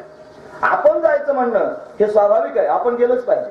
पण देव जायचं म्हणतो हे विशेष आहे. देव भक्तांकडे जाण्याची इच्छा करतो. का म्हणत असेल? भक्त सुद्धा तसेच आहेत मला. त्यांच्याकडे भगवान जाण्याची इच्छा करतो म्हणजे त्यांचा अधिकार कसा असेल, थोडा विचार केला पाहिजे. पण आपल्याकडे जर देवाने यावं असं आपल्याला वाटत असेल, आपण सुद्धा आपल्याला घासून घेतलं पाहिजे. आपण सुद्धा आपल्याला तापून घेतलं पाहिजे. आपण जसं सोनं जर काही मला खरं सिद्ध करायचं असलं तर तापवावं लागतंय, चांगलं त्याला जाळावं लागतंय. सोनाराला विचारा म्हणजे तुमच्या लक्षात येईल. त्याला मुशीत घालून त्यांनी मला लाल तापवतात आणि तापून त्यांनी मला सुवर्ण सिद्धी कसू सोडावा जायचा आहे की नाही. म्हणजे सोना तो त्यांनी मला त्याला कस लावतो, हा कस आहे. आपलं जीवन कसाला लागावं मग परमात्मा धावत येत असतो. याला सवय आहे महाराज भक्तांकडे जाण्याची. भक्ताला जरी त्याच्याकडे जाता येत नसलं तरी तो भक्ताकडे येतो. कालच्या सकाळच्या कीर्तनातला प्रसंग तुम्हाला भीष्माचार्यांचा ऐकायला मिळाला की भगवान भीष्माचार्यांकडे स्वतः तथापेकांत भक्तेषु पश्य भूप अनुकंपितम. 51 दिवस झाले होते युद्धविराम होऊन आणि भीष्माचार्यांच्या सगळ्या अंगात बाण घुसले होते. त्यांना देवाकडे जाता येत नव्हतं, पण हा भगवान निमित्त करून भीष्माचार्यांकडे गेला. का बरं? विशेष प्रेम भीष्माचार्यांविषयीच आहे. म्हणून जसा भीष्माचार्यांकडे गेला ना तसा माझ्याकडे पण येऊ शकतो, तसा तुमच्याकडे पण येऊ शकतो. फक्त आपण काय केलं पाहिजे? आपलं जीवन त्यानं आपल्याकडे यावं असं बनवलं पाहिजे. म्हणून राजरोजपणे त्यांनी सांगून टाकलं मला नंदाच्या घरी जायचंय. का बरं? नंदा असाच आहे महाराज. नंदाचं जीवन असं आहे. पुढे नंदाकडे जाण्याची इच्छा भगवंताच्या अंतःकरणात आहे. का बरं? त्या नंदराजाच्या गोकुळामध्ये हे सगळे वाट पाहतायत ज्यांचं आपण आधी वर्णन केलं. त्या गोपिका, ते गोपाळ, हे सगळे तपस्वी आहेत ना, ते तिथे येऊन थांबलेले आहेत. या सगळ्या लोकांनी भगवंताची अपॉइंटमेंट घेतलेली आहे. सर्वांनी ठरवलेलं आहे आम्ही येणार आहोत. त्याने सांगितलं तुम्ही सगळे या द्वापार युगामध्ये मी येणार आहे म्हणून सगळेजण तिथे येऊन तयार आहेत. त्याची वाट पाहत आहेत, याची याला जाणीव आहे. म्हणून म्हणतो मला इथे थांबायचं नाही. नंदाच्या घराला मजने भूगोळाला, मला भूगोळाला नेऊन घाला असं म्हटल्यावर त्यांनी म्हणे एवढा मोठा आहेस म्हणे मी आता लहान होणार आहे, चिंता करू नका. मग भगवान लहान झाले. द्वारपाल झोपी गेलेलेच होते. बंधनं त्यांनी मला जळून गेले. देवकीनं भगवंताला हातात घेतलं, त्याला स्तनपान करू लागले. फार समाधान वाटू लागलं. पण आता हा पण कशाला आला? पण तिच्या लक्षात आलं आतापर्यंत जेवढे लेकर झाले बातमी कळाल्याबरोबर कंस धावत आला. या लेकराच्या प्राकट्याची बातमी जर कळेल तर कंस धावत येईल. म्हणून सोडा सोडा मिठी, लपवा लपवा जगजिठी, जणे कंसाशी कळेल माझ्या बाळाशी मारेल, माझ्या बाळाला मारून टाकेल, लवकरात लवकर घेऊन जा. म्हणून देवकीनं भगवंताला वसुदेवाच्या हातात दिलं. वसुदेवानं भगवंताला उचलल्याबरोबर उतरला कमळापती, पायीची बंधने गळती, बंधनं गळून गेली. द्वारपाल झोपी गेले, दरवाजे उघडले, कुलप गळून गेले. समोर एक टोपली आली, देवाला टोपलीत घातलं, डोक्यावर घेतलं, रस्त्याने चालू लागले. दो पाऊस पडू लागला. शेष नारायणानं वरतून फन धरला, यमुनेला पूर आला. पुरात त्यांनी प्रवेश केला. प्रवेश केल्यानंतर त्यांनी वसुदेवजी चालू लागले. वसुदेवावर देवानं माया पसरवली. वसुदेवाच्या मनात एकच भाव आहे, काही झालं तरी चालेल, माझा मुलगा वाचला पाहिजे. हा बाप आहे महाराज. आई सगळ्या लोकांना कळते, पण बापही कळायला पाहिजे ना. हा बाप आहे, त्याचा अंतकरण आहे. काही झालं तरी चालेल, पण माझा मुलगा चमकला पाहिजे. काही झालं तरी चालेल, माझ्या मुलाचं शिक्षण झालं पाहिजे, माझ्या मुलाला नोकरी चांगली मिळाली पाहिजे, माझ्या मुलाला बायको चांगली मिळाली पाहिजे, माझ्या मुलाला चांगली मुलं त्यांनी झाली पाहिजेत, मुलांचा सांभाळ झाला पाहिजे. मुलानं त्यांनी महाराज याच्याकडे दुर्लक्ष केलं तरी त्याला वाटतं माझ्या मुलाचं चांगलं झालं पाहिजे. अशी काही मुलं पाहायला मिळतात महाराज की जन्मभर ज्या बापानं त्यांच्याकरता कष्ट केले आणि साया सहन केले तेच मुलं त्याला लाथा घालतात, तरी बाप म्हणतो नको जाऊ द्या, चुकला असेल पण काय करायचं. तो नसताना त्या मुलाच्या बायकोने चहात पाणी घालून जरी प्यायला दिलं असतं तरी तक्रार करीत नाही, काहीच म्हणत नाही, जाऊ द्या याच्यामुळे होईल काय, माझ्याच मुलाला त्रास होईल. हिचं जर कारण सांगायला लागलो तर माझ्याच मुलाला दुःख होईल. सांगत नाही महाराज बिचारा, याचं नाव आहे बाप. हा सगळ्यांना कळत नाही महाराज, पण तो निकट असतो ना, त्याच्या छातीत त्यांनी सहन करण्याची क्षमता असते, पण काही बोलून दाखवत नाही. असे आहेत ना महाराज बाप जगामध्ये की जे त्यांनी महाराज दुमसून आहेत, लोकांसमोर सांगता येत नाही. कारण लोकांच्या समोर प्रतिष्ठा मिळालेली असते, लोक आदरानं राम राम घालत असतात, आणि घरात जर पोरग लाथा घालीत असेल सांगायचं कोणासमोर, पण सांगता येत नाही आणि त्यांनी दबून मरायची बारी येते, अशी अवस्था होते. पण त्या सगळ्या लोकांकरता माझी विनंती आहे, कोण कोणाचं आहे. मौली ज्ञानोबारांनी 700 वर्षापूर्वी सांगितलं, कवनाचे मायबाप कवनाचे गुरु. अरे मुर्ग जळवत जाईल रे, कोणावर विश्वास ठेवून राहू नका आणि कोणावर अवलंबून राहू नका. जोपर्यंत तुमच्याकडे चलन आहे तोपर्यंत हे लोक तुम्हाला आपलं म्हणतात. आधी प्रमाण सांगू का, जोवरी चलन का तोवरी म्हणती माझा, मानिती लहान थोर देह सुखाची काजा, इंद्रिय मावळली आला बाबूला आजा, कैसा विपरीत झाला तोच देह नव्हे तुझा, तोच आहे. पण त्याने विपरीत भाव निर्माण झाला आणि त्याचं चलन जोपर्यंत चालू आहे तोपर्यंत त्याला सांभाळतात. म्हणून ज्याला नोकरीच नाही, सरकारी नोकरी, त्याला काय पेन्शन मिळते का? ज्याला आहे पेन्शन त्याला नाही टेन्शन, कारण त्याच्या पेन्शन करता तरी निदान त्याला सांभाळते. म्हणून त्यांनी जर तुम्हाला पेन्शन वगैरे नसेल तर निदान डबल तुमचं त्याच्या नावावर करू नका आताच. सांगितलं लोक म्हणतील बरं आला आमच्या त्यांनी काना मागून तिकट व्हायला लागला, गाड्या लावून द्यायला. निदान आपल्याजवळ थोडंफार ठेवा, त्या मायेच्या निमित्तानं तरी सांभाळतील, नाही काय तर त्या निमित्तानं तरी 2 घास खाऊ घालतील, नाही तर हाड होते. महाराज महत्वाची गोष्ट आहे, बाप मला सांगायचं, बापाचा जीव कासावीस झाला आणि त्याला वाटलं माझं बाळ वाचलं पाहिजे, आणि मग घाईघाईनं त्यांनी महाराज पुरात प्रवेश केले. यमुनेला पूर आला. वसुदेवाच्या गोट्याचं पाणी गुडघ्याला, गुडघ्याचं कमरेला, कमरेचं छातीला, छातीचं गळ्याला लागू लागलं. नाका तोंडात पाणी जाणार भगवंतानं ओळखलं, आणि ओळखल्याबरोबर त्यांनी महाराज काय ओळखलं माहितीये, यमुनेला पूर आला हे ओळखलं. आणि पूर आला कशाचा? प्रेमाचा पूर आला. ही यमुना सामान्याने भगवंताची पत्नी. आपण अनेक वेळेला ते चिंतन श्रवण करत असतात. इकडच्या काठावरून पलीकडच्या काठावर जाण्याकरिता निघाले कोण? वसुदेवजी महाराज भगवंताला घेऊन. अलीकडचा काठ म्हणजे काय? त्याच्यातही भाव आहे. अलीकडचा काठ म्हणजे प्रवृत्ती तट आणि पलीकडचा काठ म्हणजे निवृत्ती तट. परमात्म्याचा आनंद जर प्राप्त करून घ्यायचा असेल तर निवृत्ती तटावर गेल्याशिवाय मिळत नाही महाराज. पण प्रवृत्ती तटावर राहावं, प्रवृत्ती तटावर राहून इमानदारीनं कर्म करावे, चांगले कर्म करावे. कर्मण्येवाधिकार असते मा फलेषु कदाचन. चांगली कर्म तया सर्वात्मका ईश्वरा स्वकर्म कुसुमांच्या विरा. पूजा केली होया पारा त्वशा लागे. तो सर्वात्मक ईश्वर संतुष्ट व्हावा म्हणून आपली कर्म आपण चांगली करावी. म्हणून त्यांनी अलीकडच्या काठावर त्यांनी राहत असताना प्रवृत्ती तटावर इमानदारीने कर्म करावे. मनोनिया फळी लागो, सांडोनिया देह संगो, कर्मे करावे हात सांगू, निरोप माझा. मौली ज्ञानोबारांनी निरोप देतात. म्हणून चांगली कर्म जर आपण केली तर या कर्माच्या माध्यमातून आपण बोधापर्यंत जाऊ शकतो. मग कर्मानच बोध प्राप्त होईल. श्रीगुरु प्राप्त होतात कशानं? महाराज म्हणतात ऐसी कर्म साम्य दशा होय जेथ विरेशा तरी सद्गुरु अपैसा भेटेचे घे. चांगली कर्म जर निर्माण झाली तर श्रीगुरु स्वतः चालत येतात, उपदेश करतात. तो त्यांनी अज्ञानात झोपलेला आहे तैसा अविद्येच्या निदान विश्व स्वप्नाचा हा धांदा भोगित होता प्रबुद्धा अनादि जो. तो महावाक्याचे नावे गुरु कृपेचे थावे माथा हातू ठेविला नव्हे थापटीला जैसा. त्याला जागा करतात, जागा करून स्वरूपाचा बोध प्राप्त करून देतात. कशानं होतं? चांगलं कर्म केल्यानं होतं. ज्याचे आहिक घड नाही त्याचे परत्र पुसशी काय नाही. ज्याचं हे जीवन चांगलं नाही त्याला त्यांनी खरकट मरकट जगायची सवय लागली. कसे जगतात लोक आणि स्वतःला फक्त पारमार्थिक म्हणून घेतात. त्याचं काम नाही म्हणा. ज्याचं जीवन त्यांनी निर्मळ आहे, ज्याचं जीवन स्वच्छ आहे, ज्याचं जीवन त्यांनी पवित्र झालेलं आहे तो ज्ञानाचा अधिकारी होऊ शकतो. कारण ज्ञान सामान्य नाही. राजविद्या राजगुह्यम पवित्रम इदम उत्तमम प्रत्यक्षावगमन धर्मम सुखम कर्तुमव्ययम. म्हणून हे सामान्य नाही, हे श्रेष्ठ असणारं ज्ञान आहे. आणि ते जर प्राप्त करून घ्यायचं असेल आपलं जीवन सुद्धा श्रेष्ठ असलं पाहिजे ना. ते जर जीवन खराब असेल तर ज्ञान कसं प्राप्त होईल महाराज? अरे वाघ सिंहाचे दूध जोडता येतं गोष्ट खरी आहे, पण ते जोडण्याकरिता पात्र सुद्धा चांगलं असावं लागतं. सोन्याच्या पात्रातच ते जमा होईल. लोखंडाच्या त्या तांब्याच्या पात्रात येत नाही महाराज. सोन्याचं पात्र असलं पाहिजे. पण तो बोध जर आपल्या जीवनात उतरावा असं वाटत असेल तर चांगली कर्म करा. प्रवृत्ती तटावर राहून चांगली प्रवृत्ती ठेवून चांगले कर्म करून आपलं पात्र स्वच्छ करा. बोध पात्रामध्ये उतरेल आणि तो उतरल्यानंतर त्याला जर भोगायचं असेल तर पलीकडच्या तटावर जावं लागेल, निवृत्ती तट. या कर्मातून त्यांनी महाराज दूर व्हावं लागेल. माणसाच्या जीवनाचं श्रेय जर कशात असेल तर ते गीता वर्णन करून सांगते. हे श्रेयो हि ज्ञानमभ्यासात् ज्ञानात ध्यान विशिष्यते ध्यानात कर्मफल त्याग त्यागात शांतिरनंतरम. म्हणून त्यांनी महाराज ज्ञान प्राप्त करून घेण्याचं श्रेय आहे. फक्त ज्ञान प्राप्त करून घ्यायचं नाही, ज्याचं ज्ञान प्राप्त झालंय त्याचं ध्यान करायचं. फक्त ध्यान करायचंय असं नाही, त्याच्या ध्यानामध्ये सर्व कर्मफलाचा त्याग करायचा आणि सर्व कर्मफलांचा त्याग करून मग शांत स्थिती जीवनात प्राप्त होईल, अशी प्राप्त होत नाही. म्हणून त्यांनी प्रवृत्ती तटाला सोडूनच द्यावं लागेल, निवृत्त व्हावं लागेल आणि निवृत्त झाल्यानंतर शांत स्त्री भोगता येईल, हा महत्वाचा विचार आहे. नमो विशदबोध विदग्धा विद्यारविंद प्रबोधा परा प्रमेय प्रमदा विलासिया. माऊली सांगतात तो जो महात्मा आहे, तो जो श्री गुरु आहे, तो दिव्य असणारा संत आहे, तो त्या दिव्य असणाऱ्या स्थितीला भोगतो. परा प्रमेय प्रमदा विलासिया. परा वाणीच्या पलीकडे असणारी जी प्रमदा म्हणजे बोधरूपी स्त्री आणि तिच्या बरोबर विहार करणार आहे, तिला भोगणारा त्यांनी तो महात्मा महापुरुष आहे महाराज. तिला जर भोगायचं असेल तर पलीकडे जावं लागेल, म्हणजे त्यांनी निवृत्त व्हावं लागेल.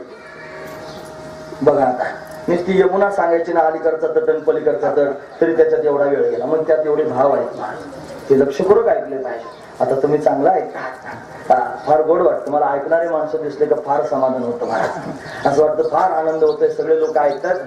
11:30च्या पुढे तुम्ही ऐकणार नाही, पण आता मी पुढे जातो. लक्षपूर्वक ऐका, महत्वाची गोष्ट आहे. निर्धारित वेळ आहे ना आपली 11:30, 11:15 वाजत आले. लक्षपूर्वक ऐका. मग पलीकडच्या काठाला जाऊन पोहोचले, तिथं माया प्रगट झाली होती. तिला आपल्या बरोबर घेतला, आपला मुलगा तिचा ठेवला. परत त्यांनी कारागृहात आले. मायना आकांक्षेला कंसाला बातमी कळाली, कंस धावत आला, तिला मारण्याचा प्रयत्न केला. तिने आकाशात जाऊन त्याला सांगायला सुरुवात केली, तुझं लागे वधी उपजाला मजा. तिकडे भगवंताच्या प्रागट्याची बातमी कळाली सुनंदा नावाच्या नंदराजाच्या बहिणीला. ती त्यांनी खिडकीतून पाहायला गेली. नीलमण्यासारखा चमकणारा कन्हैया तिला दिसला. घाईघाईने त्यांनी आतमध्ये गेली. यशोदेला झोप लागली होती, तिला जागा केलं, वहिनी तुम्हाला मुलगा झाला. यशोदेला आनंद झाला. आता त्यांनी महाराज नंदराजाला सांगण्याकरिता गेली. नंदराजाने तिला नवरत्नांची माळ देऊन टाकली. सगळ्या गावात सुनंदा सांगत फिरू लागली, गवळण सांगी गवळणीला पुत्र झाला यशोदेला. सगळ्या गावात बातमी पसरली. सगळा गाव कन्हैयाला पाहण्याकरिता येऊ लागला. नटून थटून शृंगार करून भगवंताला पाहण्याकरिता सर्वांची जाती अशा पद्धतीने होऊ लागली. पाण्यामध्ये देवाला घातलेलं आहे आणि पाण्यात त्यांनी देवाला घालून सगळ्यांना त्यांनी महाराज भगवंताचं दर्शन व्हावं म्हणून त्यांनी पाळणा असा हॉलमध्ये आणून ठेवला नंद भवनाच्या. सगळे लोक येऊ लागले. 4 दरवाजे आहेत नंद भवनाला. चतुष्शाल असणारं घर आहे. सगळ्या बाजूनी गोपिकांची गर्दी झाली. भगवंताला सर्वांनी पाहिलं आणि पाहिल्याबरोबर सर्वांना एवढं सुख प्राप्त झालं महाराज की त्या सुखाची शब्दात त्यांनी गणना करता येत नाही महाराज.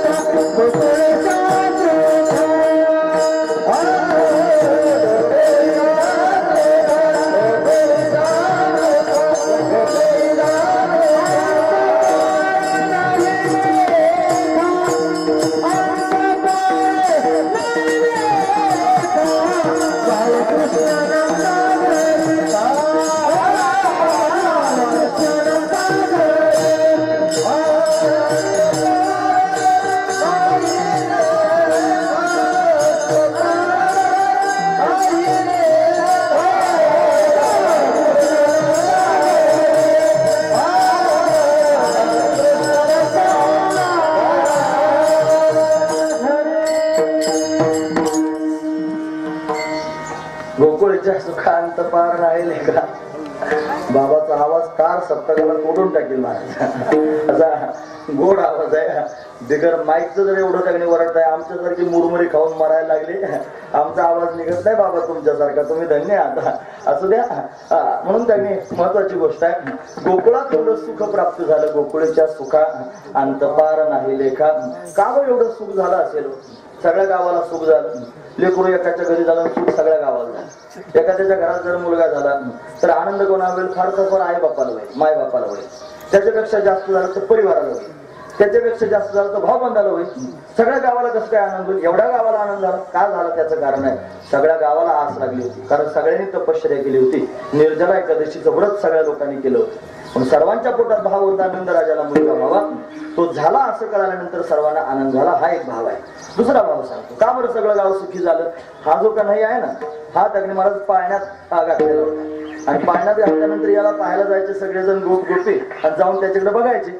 आणि त्याच्याकडे बघितल्यानंतर तो असा चमत्कारी आहे की त्या गोपगोपीकडे पाहायचा तिरक्या नजरेने. आणि पाहून त्यांनी म्हणत त्यांच्याकडे पाहून या छोट्याशा कन्या, एक दिवसाच्या कन्याने हसावं महाराज, स्मित हास्य करायचं. त्याने स्मित हास्य केलं रे केलं की त्याच्या त्या हसण्यानंच सगळ्यांनी वेधून जायचं. तो का म्हणे छंदे आणि याने वेधिले गोवे, सगळ्यांनाच वेधून घेतलं महाराज. आता तुमच्या समोर प्रश्न असेल, एक दिवसाचं लेकरू कुठं पाहतं का? एक दिवसाच्या लेकरावर कुठं नजर असते का महाराज? तो आपल्या घरी लेकरं होतात की नाही? सरळ सरळ अनुभवाची गोष्ट आहे. एक दिवसाचं लेकरू हातामध्ये घ्या आणि त्याच्याकडे बघायला सुरुवात करा. त्याला माझं आलेले असं म्हणायचं. त्याला ते तुमच्याकडे बघतं का बघा तुम्ही, फक्त त्याला नजरच आलेली नसते, ते बघतच नाही, कोणीकडे तरीच पाहतो महाराज, त्याला समजतच नाही काय. आणि हे कसं काय लेकरू पाहतं? हे सामान्य लेकरू नाही ना, एक दिवसात हे विलक्षण लेकरू आहे. म्हणून त्यांनी महाराज ते नजरेचं लेकरू आहे, त्याला नजर आहे. कशा कशाची माहिती आहे? त्याच्या समोर जेवढे जेवढे आले ना त्या सगळ्यांकडे पाहून का हसत होता त्याचं कारण याला जाणीव होती. त्याला आता जरी त्याने हा बुवा दिसत असला तरी मागच्या जन्मात हा काय जिन्नस होता हे त्याला माहिती आहे. त्याच्या मागच्या जन्मी काय होता हे त्याला माहिती आहे. म्हणजे माझा भगवान त्याने मला चांगल्यापैकी ओळखतो, मी काय हे त्याला माहिती आहे. त्याला माझा बाप काय आहे ते माहिती आहे, माझी आखी खानदान सुद्धा त्याला माहिती आहे काय जिन्नस आहे. महत्वाची गोष्ट आहे, माझं एकट्यातच नाही, सगळ्यांचं जाणतो महाराज आपण काय आहोत. पण हे त्यांनी माझ्या दर्शनाकरिता आले, माझ्याकडे पाहतायत, मला नमस्कार करतायत, मला पाहून त्यांनी आनंदी होत आहेत. कोण असतील हे त्यांनी पाहून त्यांना ओळखायचा आणि त्यांना ओळखून त्यांचं पूर्व त्यांनी असणारं जाणून त्यांच्याकडे तिरक्या नजरेनं पाहून भगवान हसायचा. त्याच्या हसण्यानं त्यांनी महाराज या सर्व लोकांना वेधले जातो. महत्वाची गोष्ट आहे. पण असा सर्वांना वेधून घेत होता म्हणून तिरक्या नजरेनं पाहून. म्हणून त्यांनी एक दिवसाच्या लेकराला नजर नसते. आता बऱ्याच वेळेला लेकर 80 वर्षाची झाली तरी नजर येत नाही. परमार्थ करायचा असतं तर बिगर नजरेचा परमार्थ नसतो महाराज. तुम्ही 1000 वेळेला ऐकला असेल, परत ऐका. गुरुजी विचारायचे लोकांना, ते म्हणायचे सांगा परमार्थ कोणाचा, गरीबाचा का श्रीमंताचा? गुरुजी म्हणजे वैकुंठवासी रंगनाथ महाराज परभणी. ते म्हणायचे सांगा परमार्थ कोणाचा, गरीबाचा का श्रीमंताचा? लोक भांडायचे 2-5 मिनिटं, मग म्हणायचे भांडू नका. मग कोणाचा परमार्थ? गरीबाचा नाही, श्रीमंताचा नाही, परमार्थ नजरेचा. ज्याला नजर आली त्याचा परमार्थ, ज्याला नजरच आली नाही त्याचा काय परमार्थ? मला त्याला परमार्थ करता येत नाही, नजर आली पाहिजे. म्हणून ग्रंथ कळण्याकरिता नजर महत्वाची, ग्रंथ कळण्याकरिता परिभाषा कळली पाहिजे, ग्रंथ कळण्याकरिता संस्कार असले पाहिजेत. संस्कार असल्याशिवाय, परिभाषा आल्याशिवाय, नजर आल्याशिवाय परमार्थात प्रवेश होत नाही. म्हणून खऱ्या अर्थानं जर प्रवेश परमार्थात व्हावा असं असेल तर नजर असली पाहिजे. म्हणून भक्ताला पण नजर असावी लागेल आणि देवाला पण नजर असावी लागेल. देवाजवळ तर ऑलरेडी आहेच आहे. काय पाहण्याची? भक्त काय जिन्नस आहे पाहण्याची. फक्त भक्ताला नजर असली पाहिजे देव ओळखण्याची. नाही तर नजर नसल्यावर घोटाळा होतो ना. नामदेव महाराजांना देव भेटत होता पण नजर आली नव्हती देव पाहण्याची. भेटत होता गोष्ट खरी आहे, पण देव पाहण्याची नजर नव्हती. ती नजर येण्याकरिता गुरु घरी पाठवलं होतं. महत्वाची गोष्ट आहे. असू द्या, भगवान हसू लागला, सगळा गाव आनंद विभोर झाला. याला पाहून सर्वजण आनंदी आहेत. पण तिकडे कंसाला वाईट वाटायला लागलं. या कंसाने षडयंत्र केलं. कृष्ण गोकुळी जन्मला, दुष्टा तळकाप सुटला, त्याला तळकाप सुटला. त्याने षडयंत्र करून पुतनाबाईंना पाठवून दिलं. या पुतनाबाई बरोबर 11:15 वाजता आल्यानंतर भगवंताला मारण्याच्या उद्देशाने त्याने प्रवेश केला. सुंदर रूप धारण केला. नामा म्हणे आली नंदाची घरा आणि स्वरूप सुंदरा देवांगना. भगवंताला त्यांनी महाराज मारण्याच्या उद्देशाने आली होती. स्तनामध्ये विष घेऊन आली होती आणि अशी असणारी पुतना सुंदर रूप धारण करून आली खरी. यशोदेच्या त्याने महाराज घरामध्ये घुसली, बसायला आसन दिलं आणि पहिलाच प्रश्न विचारला महाराज तिने, कुठे गे तुझं बाळ? ती म्हणली कोण बाई, कुठून आली? त्यांनी मला म्हणते तुझं बाळ कुठे गेला? कसं काय लगेच माझं बाळ झालं? तिनं सांगितलं बघ आताच पाण्यात झोपवलेला आहे, तो जागा झाला की तुझ्या हातात आणून देते. असं म्हणल्यानंतर देवाने विचार केला, म्हणे पहिलंच गिऱ्हाईक आलं ओणीचं आणि याला जर नाट लागली तर मग काय करायचं? बाकी अजून पुढे बहुत करणे आहे, अजून बरेच मारायचे मला. याला जर नाट लागली मग काय करायचं? मग देवाने विचार केला रडलं पाहिजे. पण भगवान रडू लागला. त्याच्या रडण्याचा आवाज त्याने महाराज पुतने झाला. पुतना म्हणजे काय गे यशोदे, खोटं बोलतेस? तुझा मुलगा तर जागा आहे, आणि म्हणे माझ्या हातात दे. यशोदेने आणून त्याने पुतनेच्या हातात भगवंताला दिले आणि हातात दिल्यानंतर महाराज पुतनेने भगवंताला पाहिलं. मारण्याकरिता आली होती, वस्तुस्थिती अशीच आहे. पण देवाला पाहिल्याबरोबर अशी विभोर झाली, तिची समाधी लागली महाराज. समाधी लागली. तिच्या डोळ्यामधून घळघळा आनंद अश्रू वाहू लागले देवाला पाहिल्यानंतर. लोक त्यांनी सांगतात आली पुतना लागली देवाला मार, लगेच कसं काय मारेल, माझा देव काय असा आहे की आला की मुडकं दाबाव त्याचं वाटावं असं असं थोडंच आहे. फार सुंदर आहे महाराज, त्याचं सौंदर्य पाहून गोप गोपीने विभोर होऊन जावा असा का नाही. पुतना विभोर झाली आणि विभोर होऊन त्यांनी पाहत राहिली, तिची समाधी लागली. देवाने तिच्यावर माया पसरवली, परत पूर्वस्थितीत आणली, मारण्याची तयारी करू लागली. तिच्या पोटातला भाव यशोदेने पाहायला तिला वाटलं चांगली बाई आहे, आपण आपलं कामाला जावं, दिलेली कृतीच्या हातात. यशोदा राणी या घरात काम करण्याकरिता गेली. हिनं घाई घाई कन्हैयाला एका कोपऱ्यात नेलं, आता तिला दूध पाजणार आहे, विष पाजणार आहे. भगवंताने तिचं मुख पाहिलं आणि पाहिल्याबरोबर डोळे बंद करून घेतले महाराज. देवाने डोळे बंद केले. आता का बंद केले असतील भगवंताने डोळे, त्याचे अनेक कारण पाहता येतील. वेळेची मर्यादा पाहून नक्की आपण 2-4 कारण पाहूया. हे बघा, देवाने विचार केला ही त्यांनी आता माझ्या समोर आली आणि मला विष पाजणार आहे, आता हिला मारलं पाहिजे, माझ्यावर आक्रमण करून आली, हिला मारलं पाहिजे. म्हणून हिला मारायचंय. माझे डोळे म्हणजे चंद्र आणि सूर्य आहेत, या चंद्र सूर्याच्या समोर कसं काय मारायचं म्हणून डोळे बंद करून घेतले. एक कारण. अजून कारण सांगतो, ही स्त्री आहे, हिला कसं मारू याचा विचार करायला लागला म्हणून डोळे बंद करून घेतले. दुसरं कारण, आता ही मला दूध पाजेल म्हणजे माझी आई होईल, आईला कसं मारावं. तिसरं कारण, डोळे बंद करण्याचं. आता ही विष घेऊन आलेले आहे, हे विष मला प्यायचंय, आता मला पचवता आलं पाहिजे, कसं पचवायचं याचा विचार करू लागला डोळे बंद करून. नंबर पुढचं त्याने कारण डोळे बंद करण्याचं विचार करायला लागला मनात, आता विष प्यायचं, मग कोणी कोणी याच्या आधी पिलंय. पण एक नंबर लागला भगवान शंकराचा. पण डोळे बंद करून भगवान शंकराचं स्मरण करायला लागला, मला विष प्यायचं देवा, काहीतरी करा आता तुम्ही. म्हणून शंकराचं स्मरण केलं. अजून डोळे बंद करण्याचं कारण आहे का, माझ्या पोटामध्ये अनंत ब्रह्मांड आहेत, त्या ब्रह्मांडामध्ये अनेक जीवजंतू आहेत, आता जर मी विष पिलो तर सगळे घाबरे होतील. म्हणून डोळे बंद करून त्यांची सांत्वना करत होता, विष मी पिणार आहे आणि मीच पचवणार आहे, तुम्ही काही टेन्शन घेऊ नका. म्हणून डोळे बंद करून त्याने महाराज त्या जीवजंतूंना सांगत होता, म्हणून डोळे बंद केले. अजून काय डोळे बंद केले, अजून कारण सांगतो. ही त्याने रस्त्याने चालता चालता अनेक लेकरांना मारत आहे. दीन आणि दुर्बळाची मारित बालकी करिता ती शोके मायबाप, ही बालघातीने हिचं तोंड पाहायला नको म्हणून डोळे बंद करून घेतले. अजून का बरं डोळे बंद केले, त्याचं कारण आहे का, ही त्याने आता माझ्यापर्यंत आलेली आहे, पण आली कशी, नेमकी कोण आहे, हिचं पूर्वचरित्र काय आहे हे पाहिलं. आधीच आपण पाहिलं देवाला नजर आहे. मग त्यानं विचार केला महाराज, विचारपूर्वक त्याला कळालं ही मागच्या जन्मात बलीची कन्या होती रत्नमाला. ही त्याने रत्नमाला होती, भगवान वामन रूपात गेले आणि तिला त्याने अशा पद्धतीनं त्या भगवंताला पाहून प्रेमपाना फुटला आणि प्रेमपाना फुटल्यानंतर कुमारिका असून स्थानाला दूध आलं. मग आता काय करायचं, काय काय भगवंताच्या समोर गेली. ती म्हणली देवा अरे मी कुमारिका आहे, तुला पाहून मला त्यांनी प्रेमपाना फुटला, आता मी काय करू. भगवान मला मी 8 वर्षाचा आहे, मी काय प्रेमपाना प्राशन करण्याच्या वयात आहे.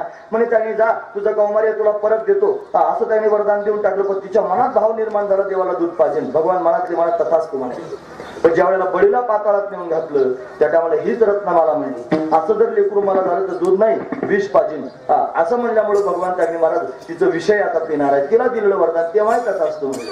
म्हणून त्याने महाराज अशा पद्धतीने विचार करायला लागले. देव अजून का डोळे बंद केले याचं कारण आहे का, त्याचं कारण असं आहे की माझ्यापर्यंत आलेली आहे, माझा स्पर्श हिला झालेला आहे, हिला अधोगतीला जाऊ देता कामा नये, म्हणून हिला कोणती गती प्राप्त करून द्यावी. म्हणून भगवान विचार करू लागले, मम दर्शन फल परम अनुपा जीव पाव निज सहज स्वरूपा. माझ्या दर्शनानं जीवाला सहज स्वरूपाची प्राप्ती होते, मग या पुतणेला दिव्य स्थिती प्राप्त करून दिली पाहिजे. हा भाव भगवंताच्या मनात आहे. काय गती प्राप्त करून देऊ, मग भगवंतानं तिला आईला द्यावी ती गती प्राप्त करून द्यायचं ठरवलं. जी गती देवकीला, जी गती यशोदेला, ती गती पुतणेला दिली. भागवतकार वर्णन करून सांगतात, अहो बकीयम स्तनकाल कूटम जिघंस या पाय यडप्य साध्वी लेभे गतीं धातृचितां ततोन्य कंवादयालुं शरणं व्रजेन.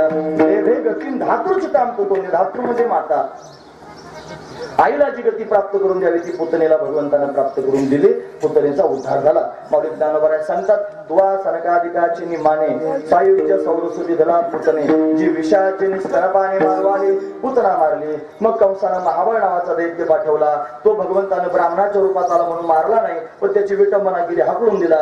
याच्यानंतर अनेक दैत्य आले. महाराज भगवंतानं त्याने महाराज सगळे मुक्ती पंथाला पाठवले. महाराज वर्णन करून सांगतात, हे काग बगरी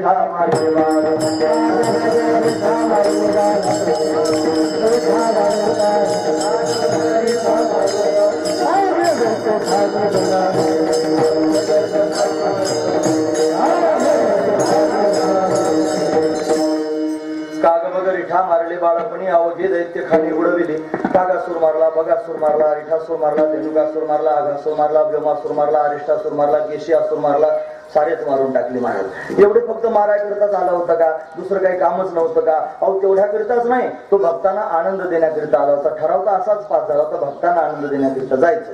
मग त्यांना आनंद देण्याकरिता काय करू लागला? म्हणे हा आता यशोदा राणीच्या अंगणात रांगू लागला. कसा रांगतोय महाराज वर्णन करून सांगतात. हा तळवे तळहात टेकेत, डाव्या गुडघ्याने रांगत, रंगणी रंगनाथ तुम्या देखील असाय. रांगताना लीला करतोय. काय लीला करतोय महाराज वर्णन करून सांगतात. हा रांगत रंगणी चोरीत लोणी,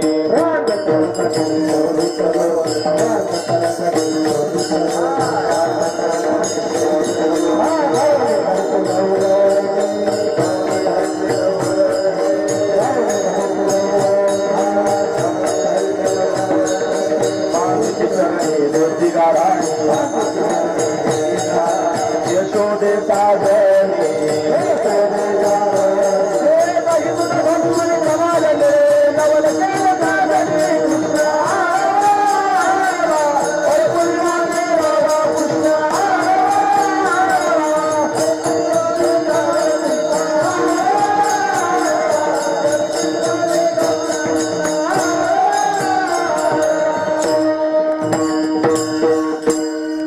रंगणी चोरीत लोणी, धावणी धरिती गवळणी, बांधती चरणी देती गाढाणी, यशोदे साजनी, दही दूध भक्षुनी कमाल निळे, नवल केल साजनी, कृष्ण आडवा आडवा परतुनी मागे लावा, कृष्ण आडवा आडवा. कन्हैया रांगू लागला.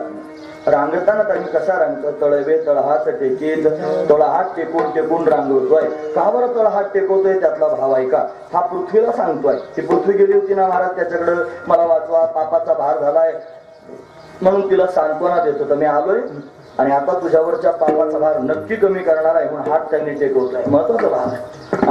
चरण का बरं टेकवतोय? डावा गुडघा त्यांनी टेकवतोय.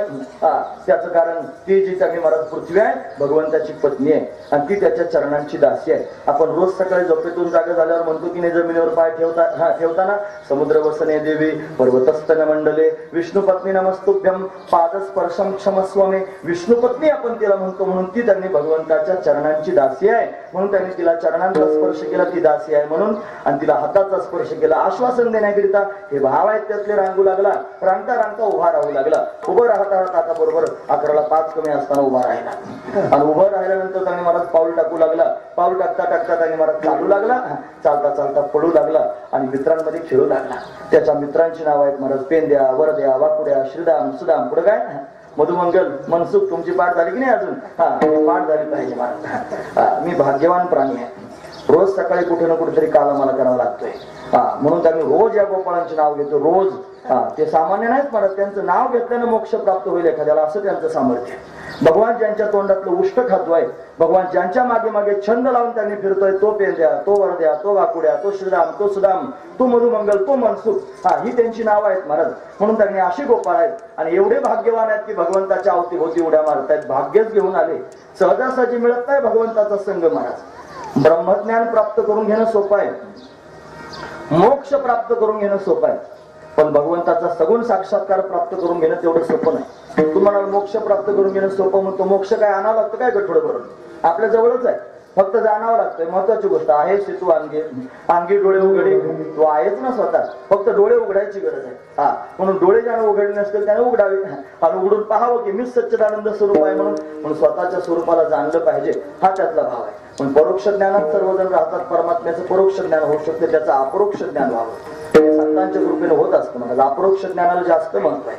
त्याच्याकरिता दृष्टांताला विचार सागरात माहिती आहे तुम्हाला. 10 लोक त्यांनी प्रवासाला निघाले आणि प्रवासाला जात असताना मोठी नदी आली आणि सगळ्यांनी नदीत उड्या मारल्या आणि पलीकडच्या काठाला गेले आणि गेल्यानंतर त्यांनी म्हणले सगळे आले का बघा. लागले मोजायला. एक जण लागला मोजायला 1 2 3 4 5 6 7 8 9 मला 9च आहेत आणि एक जण कमी आहे मला. तुम्हाला गप तुला मोजता येत नसेल, मी मोजतो. प्रत्येकाने मोजायला सुरुवात केली. स्वतःला सोडून प्रत्येकाने मोजलं. महाराज 9 भरले. 9 भरल्यानंतर त्यांनी लागले रडायला. मोठं म्हणजे असे दष्टपुष्ट होते चांगले. त्यांनी महाराज यात्रेला निघाले ते लागले रडायला. एक माणूस रस्त्याने चाला म्हणलं चांगली दष्टपुष्ट माणसं दिसतात रडतात का बरं हे? असं ज्या वेळेला त्यांनी विचारलं त्याला काय रडतात म्हणे अहो आम्ही येताना 10 लोक होतो. त्यांनी एक आमका त्यांनी कोण बुडाला त्यांनी पाण्यामध्ये आता 9च भरतायत. आता काय करायचं? लागले रडायला. त्याने जरा बारकाईने मोजलं म्हणजे 10 आहेत आणि रडाचा कार्यक्रम तो सुरूच आहे. मग काय करायचं? हरी म्हणे 10 आहे. आहे म्हणल्याबरोबर त्यागणी महाराज एका क्षणात कळालं, रडणं थांबलं, शोकनाश. रडणं थांबलं, शोकनाश झाला. म्हणून त्यागणी महाराज रडणं थांबल्यावर मग विचारलं, कुठं आहे दहावा सांगा. म्हणे एका लाईनीत उभे राहा. मग लाईनीत उभे केले. मग सांगलं 1 2 3 4 5 6 7 8 9 आणि दहाव्याचं दिली मुस्कळा ठेवून तो आहे म्हणे दहावा. महत्वाची गोष्ट आहे. याला म्हणायचं अपरोक्ष ज्ञान. म्हणजे दहाव्याचं प्रत्यक्ष ज्ञान झालं आणि मग त्यांना कळालं की हे असं आहे. तसं त्यागणी महाराज परमात्मा शोधण्याकरिता निघालेले जे लोक आहेत त्या लोकांनी बाहेर परमात्मा शोधण्यापेक्षा आपल्या जवळ शोधलं. अरे देव देव म्हणून व्यर्थ का फिरसी, निज देव नेनसी मुळी कोणी, देवा नाही रूप, देवा नाही नाव, देवा नाही गाव कोठे काही, ज्ञानदेव म्हणे भजा आत्मदेवा, अखंडित सेवा करा, त्याच्या आत्माच देव आहे, आपल्या जवळच देव आहे, फक्त त्याचं अपरोक्ष ज्ञान आपल्याला झालं पाहिजे. ते झालं की मोक्ष आयताच आहे आपल्या जवळ. आपण त्याने फक्त तो जाणायचा महत्वाची गोष्ट आहे. पण मोक्ष प्राप्त करून घेणं कठीण नाही. कठीण जर काय असेल तर भगवंताचं सानिध्य प्राप्त करून घेणं, सगुण साक्षात्कार प्राप्त करून घेणं कठीण आहे. पण साधू संत त्याच्या पलीकडे अट्टहास करतात. त्याने महाराज त्याच्या सगुण साक्षात्काराचा जो साक्षात्कार पेंड्याला होतोय, जो त्याने वर्ध्याला होतोय, जो वाकुड्याला होतोय, हे पहा सगुण साक्षात्कार प्राप्त करून घेण्याकरिता ज्ञानच झालं पाहिजे असं अजिबात नाही. नामदेव महाराजांच्या बरोबर देव बोलत होता, आपण आधी ऐकलं की नाही. देव भेटल्यानंतर ज्ञान प्राप्ती करता गेले, महत्वाची गोष्ट आहे. म्हणून सगुण साक्षात्कार प्राप्त करून घेण्याची प्रक्रिया वेगळी आणि परमात्मा त्याने महाराज जाणून त्याच्या मोक्ष स्वरूपाची प्राप्ती करून घेण्याची प्रक्रिया वेगळी. ज्ञानाच्या माध्यमातून परमात्मा स्वरूपाला जाणावं आणि भक्तीच्या माध्यमातून परमात्मा स्वरूपाला पाहावं. त्याचं कारण सांगतो. ज्ञानामध्ये असतो प्रकाश आणि भक्तीमध्ये असते शक्ती. ज्ञानाच्या प्रकाशानं देव जाणता येतो आणि भक्तीच्या शक्तीनं देव पाहता येतो. म्हणजे ज्याला पाहायचं असेल त्याच्याकडे भक्तीची शक्ती प्रबळ असली पाहिजे, त्याच्याशिवाय पाहायला भेटत नाही. म्हणून त्यांनी महाराज या गोपाळानं तो पाहायला भेटला त्याचं एकमेव कारण या गोपाळांजवळ आहे भक्ती आणि भक्तीच्या माध्यमातून. कारण मन वाचातीत तुझे हे स्वरूप म्हणून या माप भक्ती केली आणि भक्तीची या मापे मोजितो अनंता, इतराने तत्वता न दुसऱ्या कोणत्याच साधनानं मोजता येत नाही. भक्ती प्रबळ साधन आहे. पण गोपाळांच्या जीवनात भक्ती आहे म्हणून भगवान त्यांना प्राप्त झाला, हा त्यांचा भाव आहे.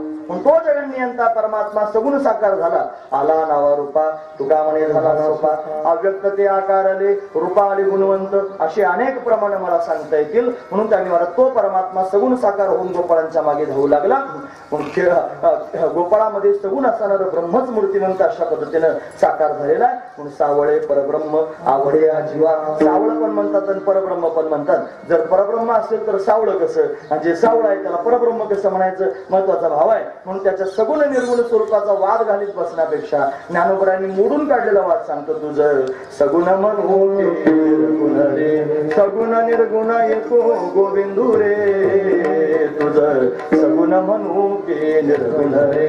तुला सगुण म्हणू का निर्गुण म्हणू देवा, हा त्यातला भाव आहे. सगुण निर्गुण एकच आहे. पण तोच निर्गुण निराकार असणारा परमात्मा जो ज्ञानानं जाणता येतो तो गोपाळांनी भक्तीच्या माध्यमातून सगुण करून भोगायला सुरुवात केली. म्हणून पेंद्या वरद्या वाकुड्या त्यांच्या गळ्यात हात घालतोय, उड्या मारतोय. आईनं कन्हैयाचा शृंगार करावा, कन्हैया अतिशय सुंदर दिसावा, त्याला त्यांनी महाराज सगळ्या गावानं पाहावं आणि पाहून त्यांनी महाराज विभोर होऊन जावं. म्हणून एवढा सुंदर कन्हैया की ज्यानं तिरक्या नजरेनं पाहिल्यानंतर, ज्यानं स्मित हास्य केल्यानंतर त्यांनी महाराज सगळ्या गावातल्या लोकांनी स्वतःला विसरूनच जावं अशी अवस्था सर्वांची निर्माण झाली. गोपिकांनी घरातली सगळी कामं आटोपून बाजारात जाण्याची तयारी करावी.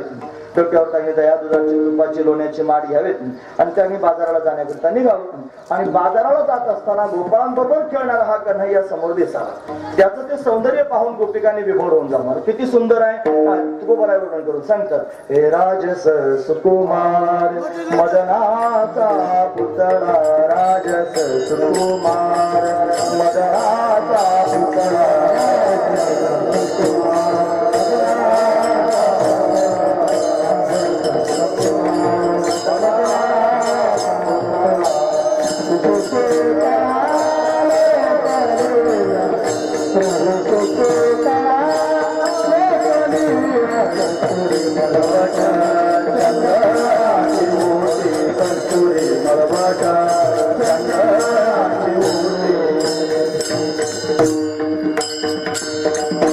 राजस सुकुमार मदनाचा पुतळा, राजस सुकुमार मदनाचा पुतळा, रवी शशिकळा रूपलिया, रवी शशिकळा लोपली या कस्तुरी मळवट चंदनाची ओटी कस्तुरी मळवट चंदनाची ओटी मस्तक परमल या गिरी चंदन केशर तिलक लगाया मोर मुकुट कानों में कुंडल इत्र बहुत बरसाया महकता रहे दरबार सावरे तेरा किसने किया श्रृंगार सावरे तेरा किसने किया श्रृंगार सावरे लागे दुल्हा सादीदार सावरे लागे दुल्हा सादीदार सावरे तेरा किसने किया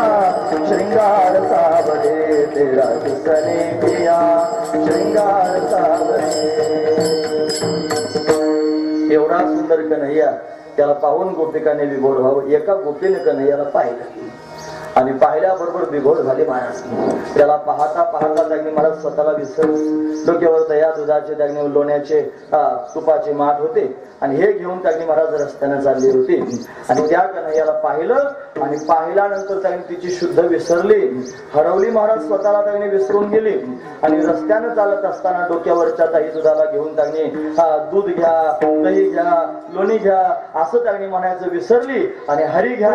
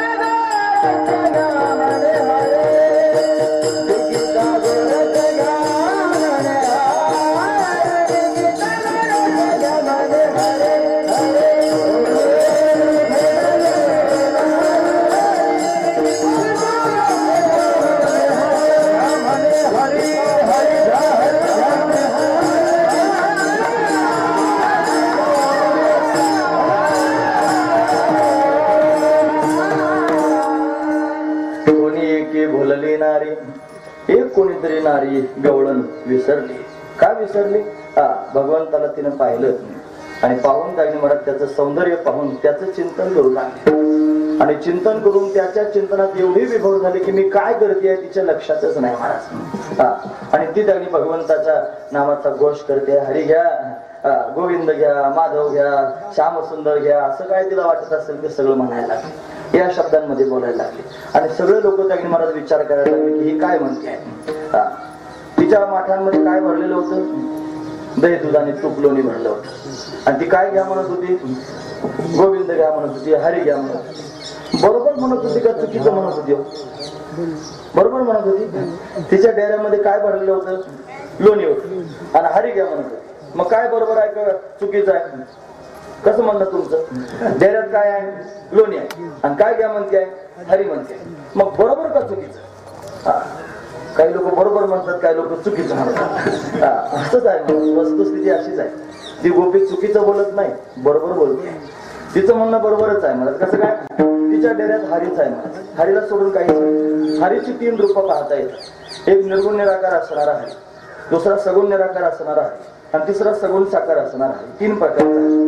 जो निर्गुण निराकार असणारा हरी आहे ना तो त्याने महाराज मौली वर्ण करून सांगतात सत्य ज्ञानानंत गगनाचे प्रावरण नाही रूप वर्ण गुण जेथे तो हरे श्री हरी तो श्री हरी आहे. कोणता सत्य आहे ज्ञान स्वरूप आहे अनंत आहे गगनाचे प्रावरण गगनासारखा व्यापक आहे कणाकणात व्यापून राहिलेला सर्वाधिष्ठान असणारा हरी तो सुद्धा हरीच आहे. मग जो कणाकणात व्यापून आहे तो तिच्या दह्यात नाही का आहे ना. म्हणजे निर्गुण निराकार असणारा हरी जो त्याने मला सर्वत्र व्यापक आहे सर्वाचा अधिष्ठान असणारा हरी आहे तो तिच्या दह्यात आहे ना. आणि ती काय म्हणते आहे हरी घ्या. कोणी एकी बोलली नारी आणि विकेता गोरस घ्या म्हणे हरी हरी घ्या म्हणते आहे. म्हणजे त्याने खरं म्हणते आहे की नाही खरं म्हणते पण लोकांना खरं वाटतंय का वाटत नाही. लोकांना खोटं वाटतंय का लोकांच्या दृष्टीने तिचं म्हणणं खोटं आहे. कारण लोकांना हरी पाहण्याची नजर नाही. महत्वाची गोष्ट आहे ज्यांना ज्यांना हरी पाहण्याची नजर प्राप्त झाली त्यांना तिचं म्हणणं खरं वाटतंय. ज्यांना हरी कळाला नाही त्यांना तिचं म्हणणं खोटं वाटतंय. महत्वाची गोष्ट आहे. पण म्हणते मात्र खरंच तिच्या माठात त्यांनी असणारा दया दुधा लोण्याला तुपाला त्यांनी हरी म्हणते तिने त्यांनी सगुण निराकार असणारा हरी पाहिलाय. जो सगुण निर्गुण निराकार आहे ना जो शब्दांच्या पलीकडचा आहे. सगुण निराकार म्हणजे काय सगुण तर दिसतो पण ठराविक आकारात बांधला जात नाही असा असणारा जो आहे हरी हा व्यापक सर्वगत हात व मुख्यत्वे वेदांत चिंतनासी चित्त असू द्यावे सादर. वेदांत सांगतो कणाकणात हरीच आहे म्हणजे तिच्या माठात सुद्धा हरीच आहे ती हरी घ्या म्हणते खरं आहे. आणि मग तिने डोळ्यासमोर तो हरी पाहिला त्याला पाहून तिला व्यापक स्वरूपाचा बोध झाला. तर लोका गोकुळीच्या झाले ब्रह्मज्ञान केले वाचून जपतप जपतप केल्याने ही अवस्था तिला प्राप्त झाली. का बरं माठावर डोक्यावर असणाऱ्या माठांमध्ये हरी म्हणते आहे त्याचं कारण तिनं हरी डोळ्यानं पाहिला आणि पाहून त्यांनी मनामध्ये साठवला म्हणून मुखातून बाहेर पडू लागला. महाराज वर्णन करून सांगतात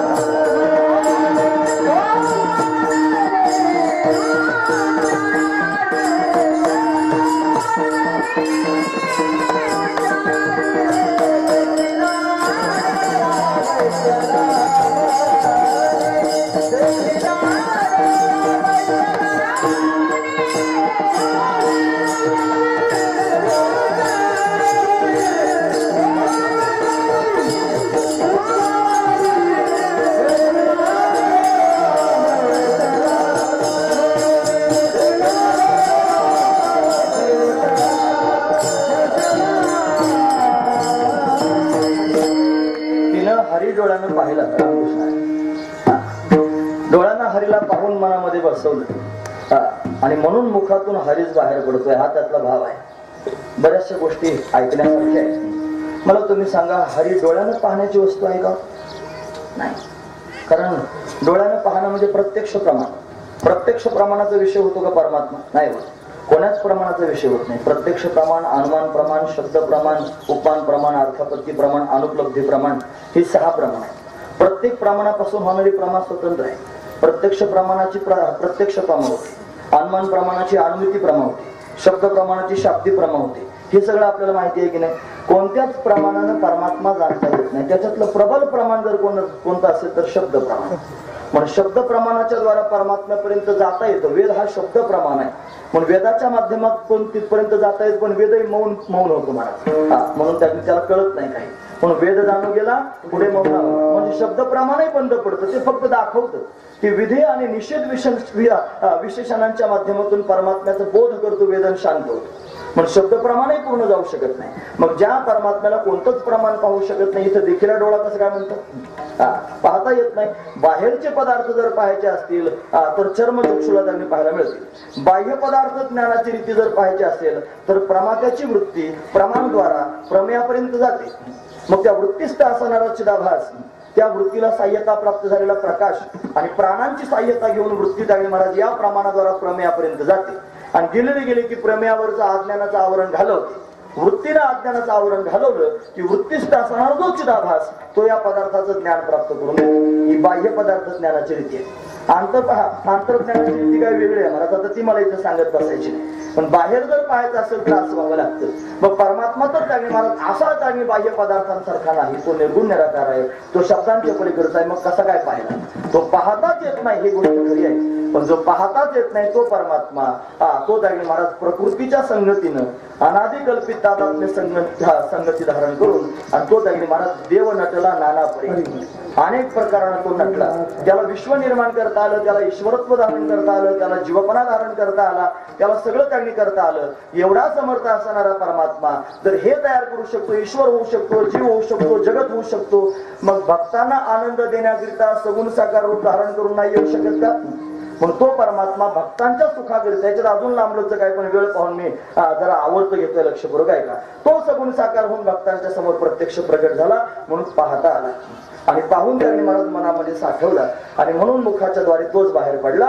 म्हणून त्याला पाहत पाहत गोपी स्वतःला विसरले आणि एवढी विसरले की तिला स्वतःचाच विसर पडला. आपुल्याचा विसर बोळा गोविंद कळा गवतुके, स्वतःचा विसर पडला आणि भगवानच त्यांनी चित्तामध्ये साठवला. त्याला बळच बाहेर काढायचा प्रयत्न करते आहे, तरी पण बाहेर निघेना. तुम्ही ऐकतात ना सर्वजण? एक गोपी संध्याकाळच्या वेळेला वृंदावनात यमुनेच्या काठावर ध्यान करीत बसली होती.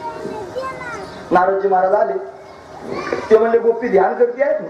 अगं तुझ्या वृंदावनामध्ये प्रत्यक्ष परमात्मा प्रकट झाला आणि तो प्रत्यक्ष सगुण साकार होऊन तुझ्या समोर आला, तू ध्यान करून अजून काय पाहण्याचा प्रयत्न करतेस? ते म्हणे बाबा शांत राहा. म्हणे नारदाला म्हणते शांत राहा. म्हणे का बरं?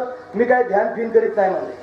तुम्ही त्यांनी त्या काळाचं ध्यान करा म्हणे. मी त्याचं ध्यान नाही करीत. मग मी त्याला त्यांनी माझ्या पोटातून बाहेर काढण्याकरिता चिंतन करते. लोक त्याला मनात साठवण्याकरिता चिंतन करतात, मी त्याला मनातून बाहेर काढण्याकरिता चिंतन करते. म्हणे कसं काय? तुम्हाला सांगते म्हणे. सकाळीच उठले त्याने, मी कालच त्याला पाहिलं होतं आणि पाहिल्यानंतर माझ्याकडे तिरक्या नजरेने पाहून हसून निघून गेला होता. त्याचं चिंतन मला सुरू झालं. रात्रभर चिंतन केलं. सकाळी उठले, धार काढायला लागल्यावर आला आणि आल्यानंतर मला गोपी मला फार भूक लागली, काही खायला देते का? ती म्हणजे आता काय नाही खायला, त्याला धार काढते. पितो का म्हणे दूध?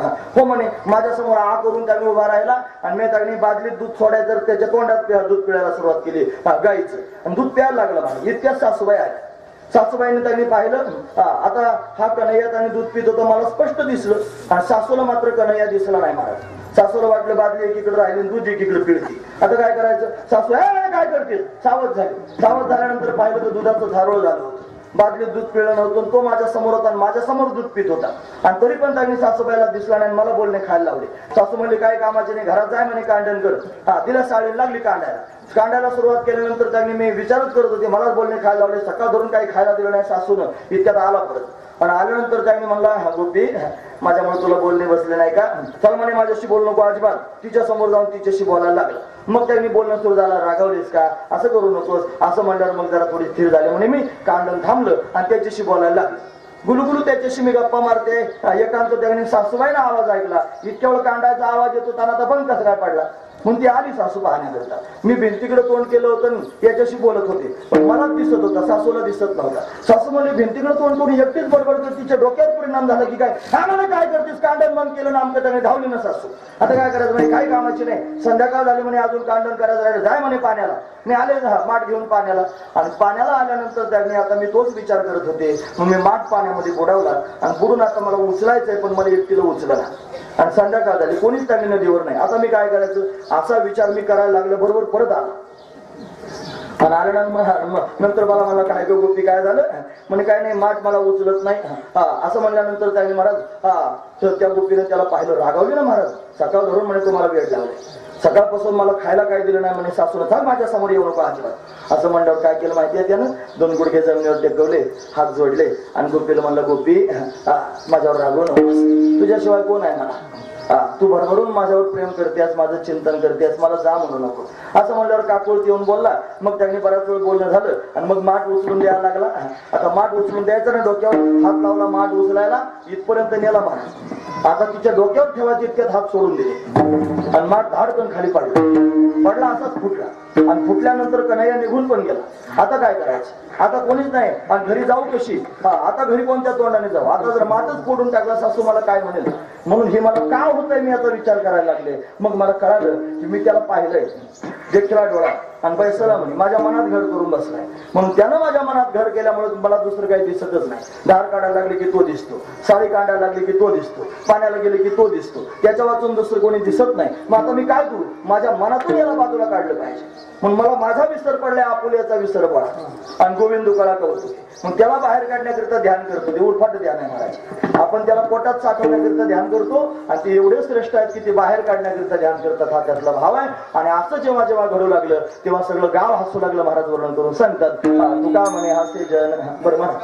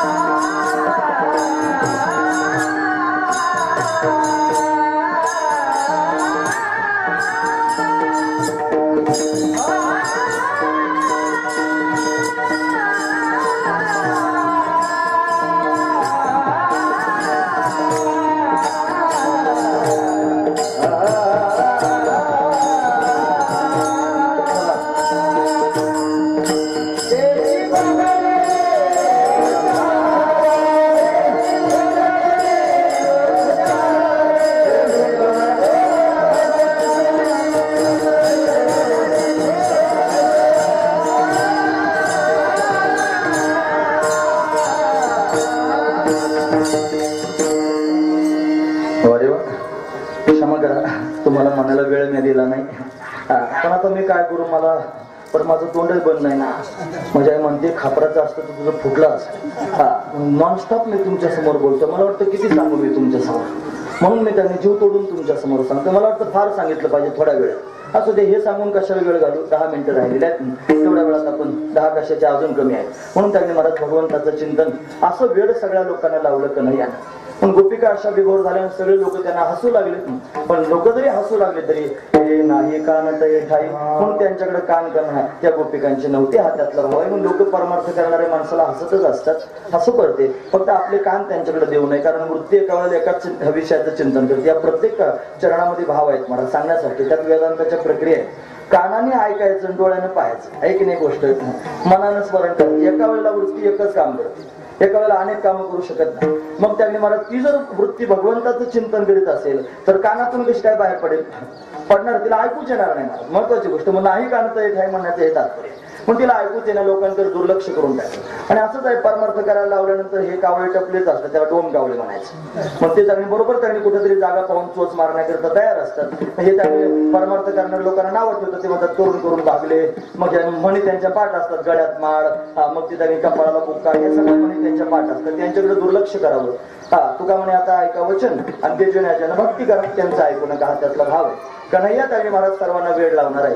गोपिकांच्या मनात भाव निर्माण व्हावा, कन्हैयानं आपल्या घरी येऊन आपलंही लोणी खावं. पण गोपिकांच्या मनातला भाव जाणून कन्हैया गोपींच्या घरी लोणी खाण्याकरिता जाऊ लागला. लोण्याची चोरी होऊ लागली. सगळ्या गावात पोपटा झाला की नंदराजाचा मुलगा चोरी करतो. यशोदेला कारण सांगण्याकरिता सर्वजण येऊ लागले. यशोदा राणीने सर्वांची कारणे त्यांनी ऐकायला सुरुवात केली. रागावून त्यांनी कन्हैयाचा कान पकडून त्याला सांगू लागले, कृष्णा तुला मी ताकीद करीते, घरी कुणाच्या जाऊ नको रे. काना लोकांच्या घरी जाऊ नकोस, गवळ्या घरी बोबाटा उठला, माठ तयाचे फोडू नको, असं त्यांनी सांगून टाकलं. पण कन्हैया काही ऐकत नाही महाराज. म्हणून त्यांनी गोपिका गाणे सांगायचं बंद होत नाही आणि कन्हैया लोणी खाण्याचं त्यांनी महाराज बंद करीत नाही. आता मात्र त्यांनी महाराज असू द्या, धरलं दोघांनी काठीत घालून तरी चालत मध्ये. बरं असू द्या, 5 मिनिटं उरले खटवांगर आहे म्हणून त्यांनी माझी धावपळ त्याच्या करत आहे. असू द्या, म्हणून त्यांनी महाराज कन्हैयाचे गाराणे गोपिका सांगतात म्हणून सगळ्याचे सगळ्या गोपी माझ्या गाराणे सांगतात. हे कन्हैयाला त्यांनी महाराज बरं वाटेल. मग काय केलं माहितीये कन्हैयाने, तुम्हाला माझ्या गाराणे सांगता, मी तुमच्या आता खोडी करेन. पण कन्हैया खोड्या करू लागला महाराज. 1-2 खोड्या सांगून त्यांनी थांबूया. ढोबा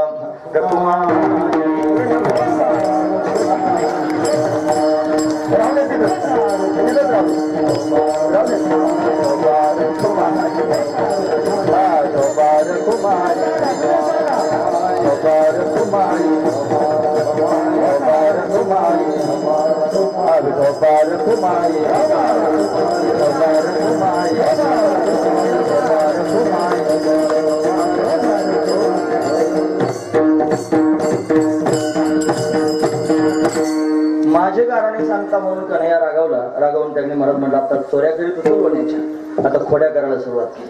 काय केलं, 1 खोडी सांगतो. 1 गोपी कारण सांगायला आली आणि रुबाबा तू बेराली यशोदेच्या समोर. म्हणजे यशोदे तुझ्या पोराला काही समजून सांग. माझ्या घरात घुसतून त्यांनी अमुक केलं, माठ फोडून टाकले, दह्याचा रबडा केला. कन्हैयाला राग आला. गोपाळानं मला हिचं घर नंबर लिहून घेतला. तिचा घर नंबर लिहून घेतला. संध्याकाळी तिच्या घरात घुसला. दोघच पती पत्नी होते. पोरं अमेरिकेला गेलेले होते आणि दोघं त्यांनी घरात झोपले होते. म्हातारी त्यांनी जोडी होती, निमवयस्क जोडी होती. आता त्याच्यात बाई जरा थोड्या उंच होत्या, हे जरा थोडेसे लहान होते. उगत 2-3 फुटाचं अंतर असेल. आता 3 फूट म्हणजे काय कमी, द्वापार युगातली जोडी असेल असं. म्हणून त्यांनी महाराज अशा पद्धतीने ते होते. हा घुसला घरामध्ये. घरात घुसल्यानंतर त्याने काय केलं माहितीये का, त्या गवळ्याची दाढी लांबलचक वाढली होती. त्याची दाढी धरली आणि तिची वेणी धरली. दोघांची गाठणच मारून टाकली. प्रसिद्ध द्रष्टांत आहे की नाही महाराजा, प्रसिद्ध भगवंताची नाही तेवढी तरी सांगितली पाहिजे, निदान नाही काय सांगता आलं तर. म्हणून त्यांनी महाराज गाठण मारून टाकली आणि गाठण मारून बाहेर गेला. सगळ्या गोपाळांना सांगितलं, बघा म्हणे उद्या आपल्या गावात शेंग्याचं सोंग येणार आहे. सगळ्या पोरांनी चौकात थांबायचं आणि सोंग बघायला यायचे. सारे पोरं टपूनच होते महाराज. आता सकाळ झाल्याने उठल्याबरोबर त्यांनी गवळण आधी उठले. आता आपल्याकडे बायका चालू उठतात है की नाही. शहरात जर जाऊन पाहिलं तर ते आधी उठतात, म्हणजे मालक.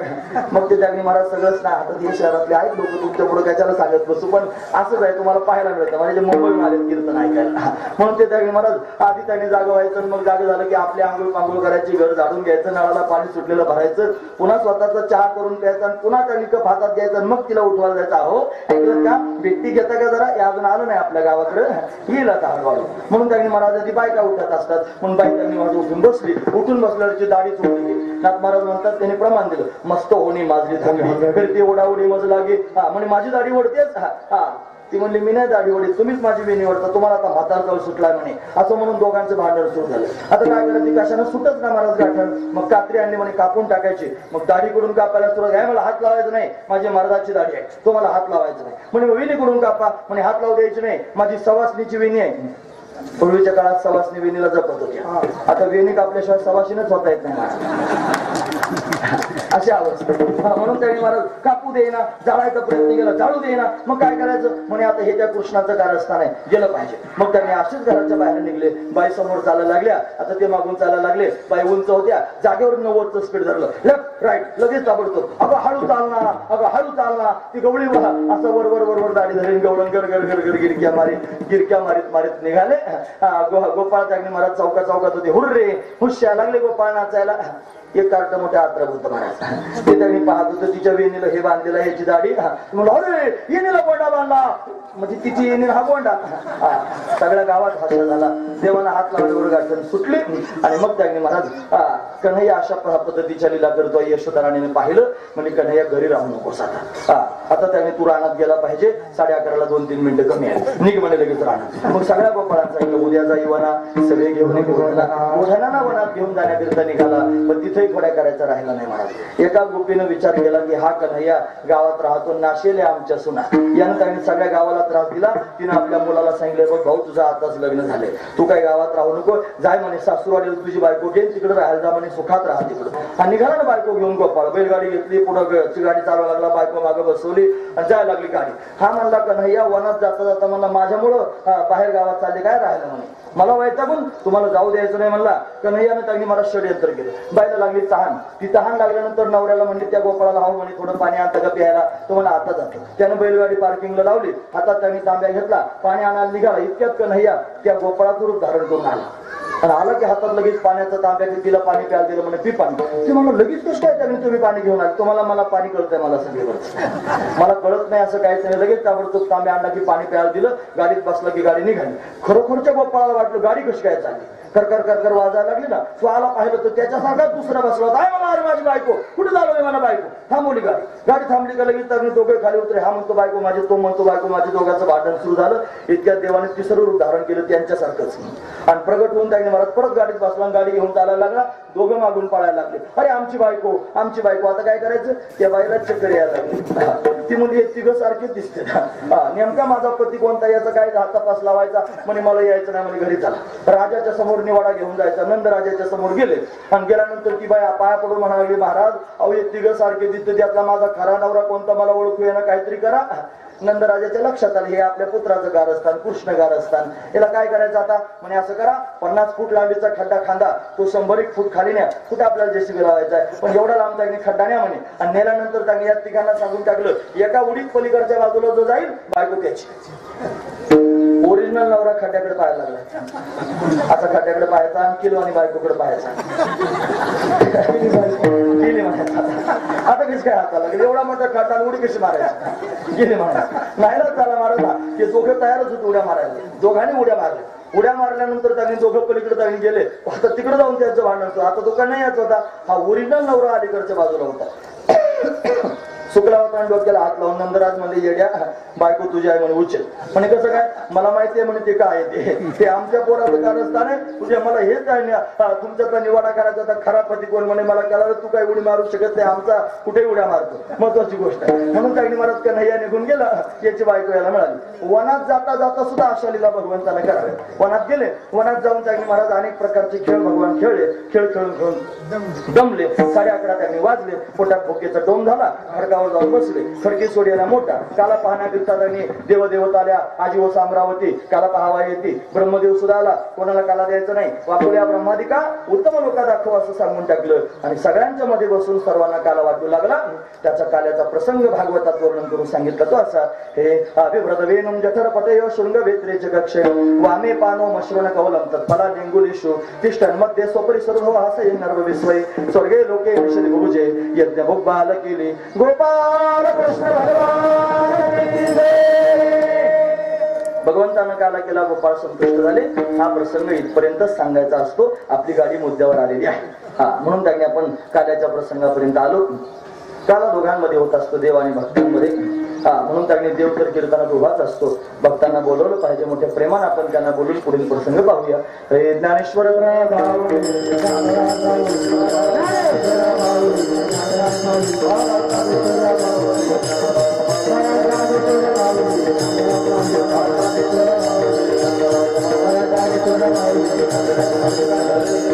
Thank you.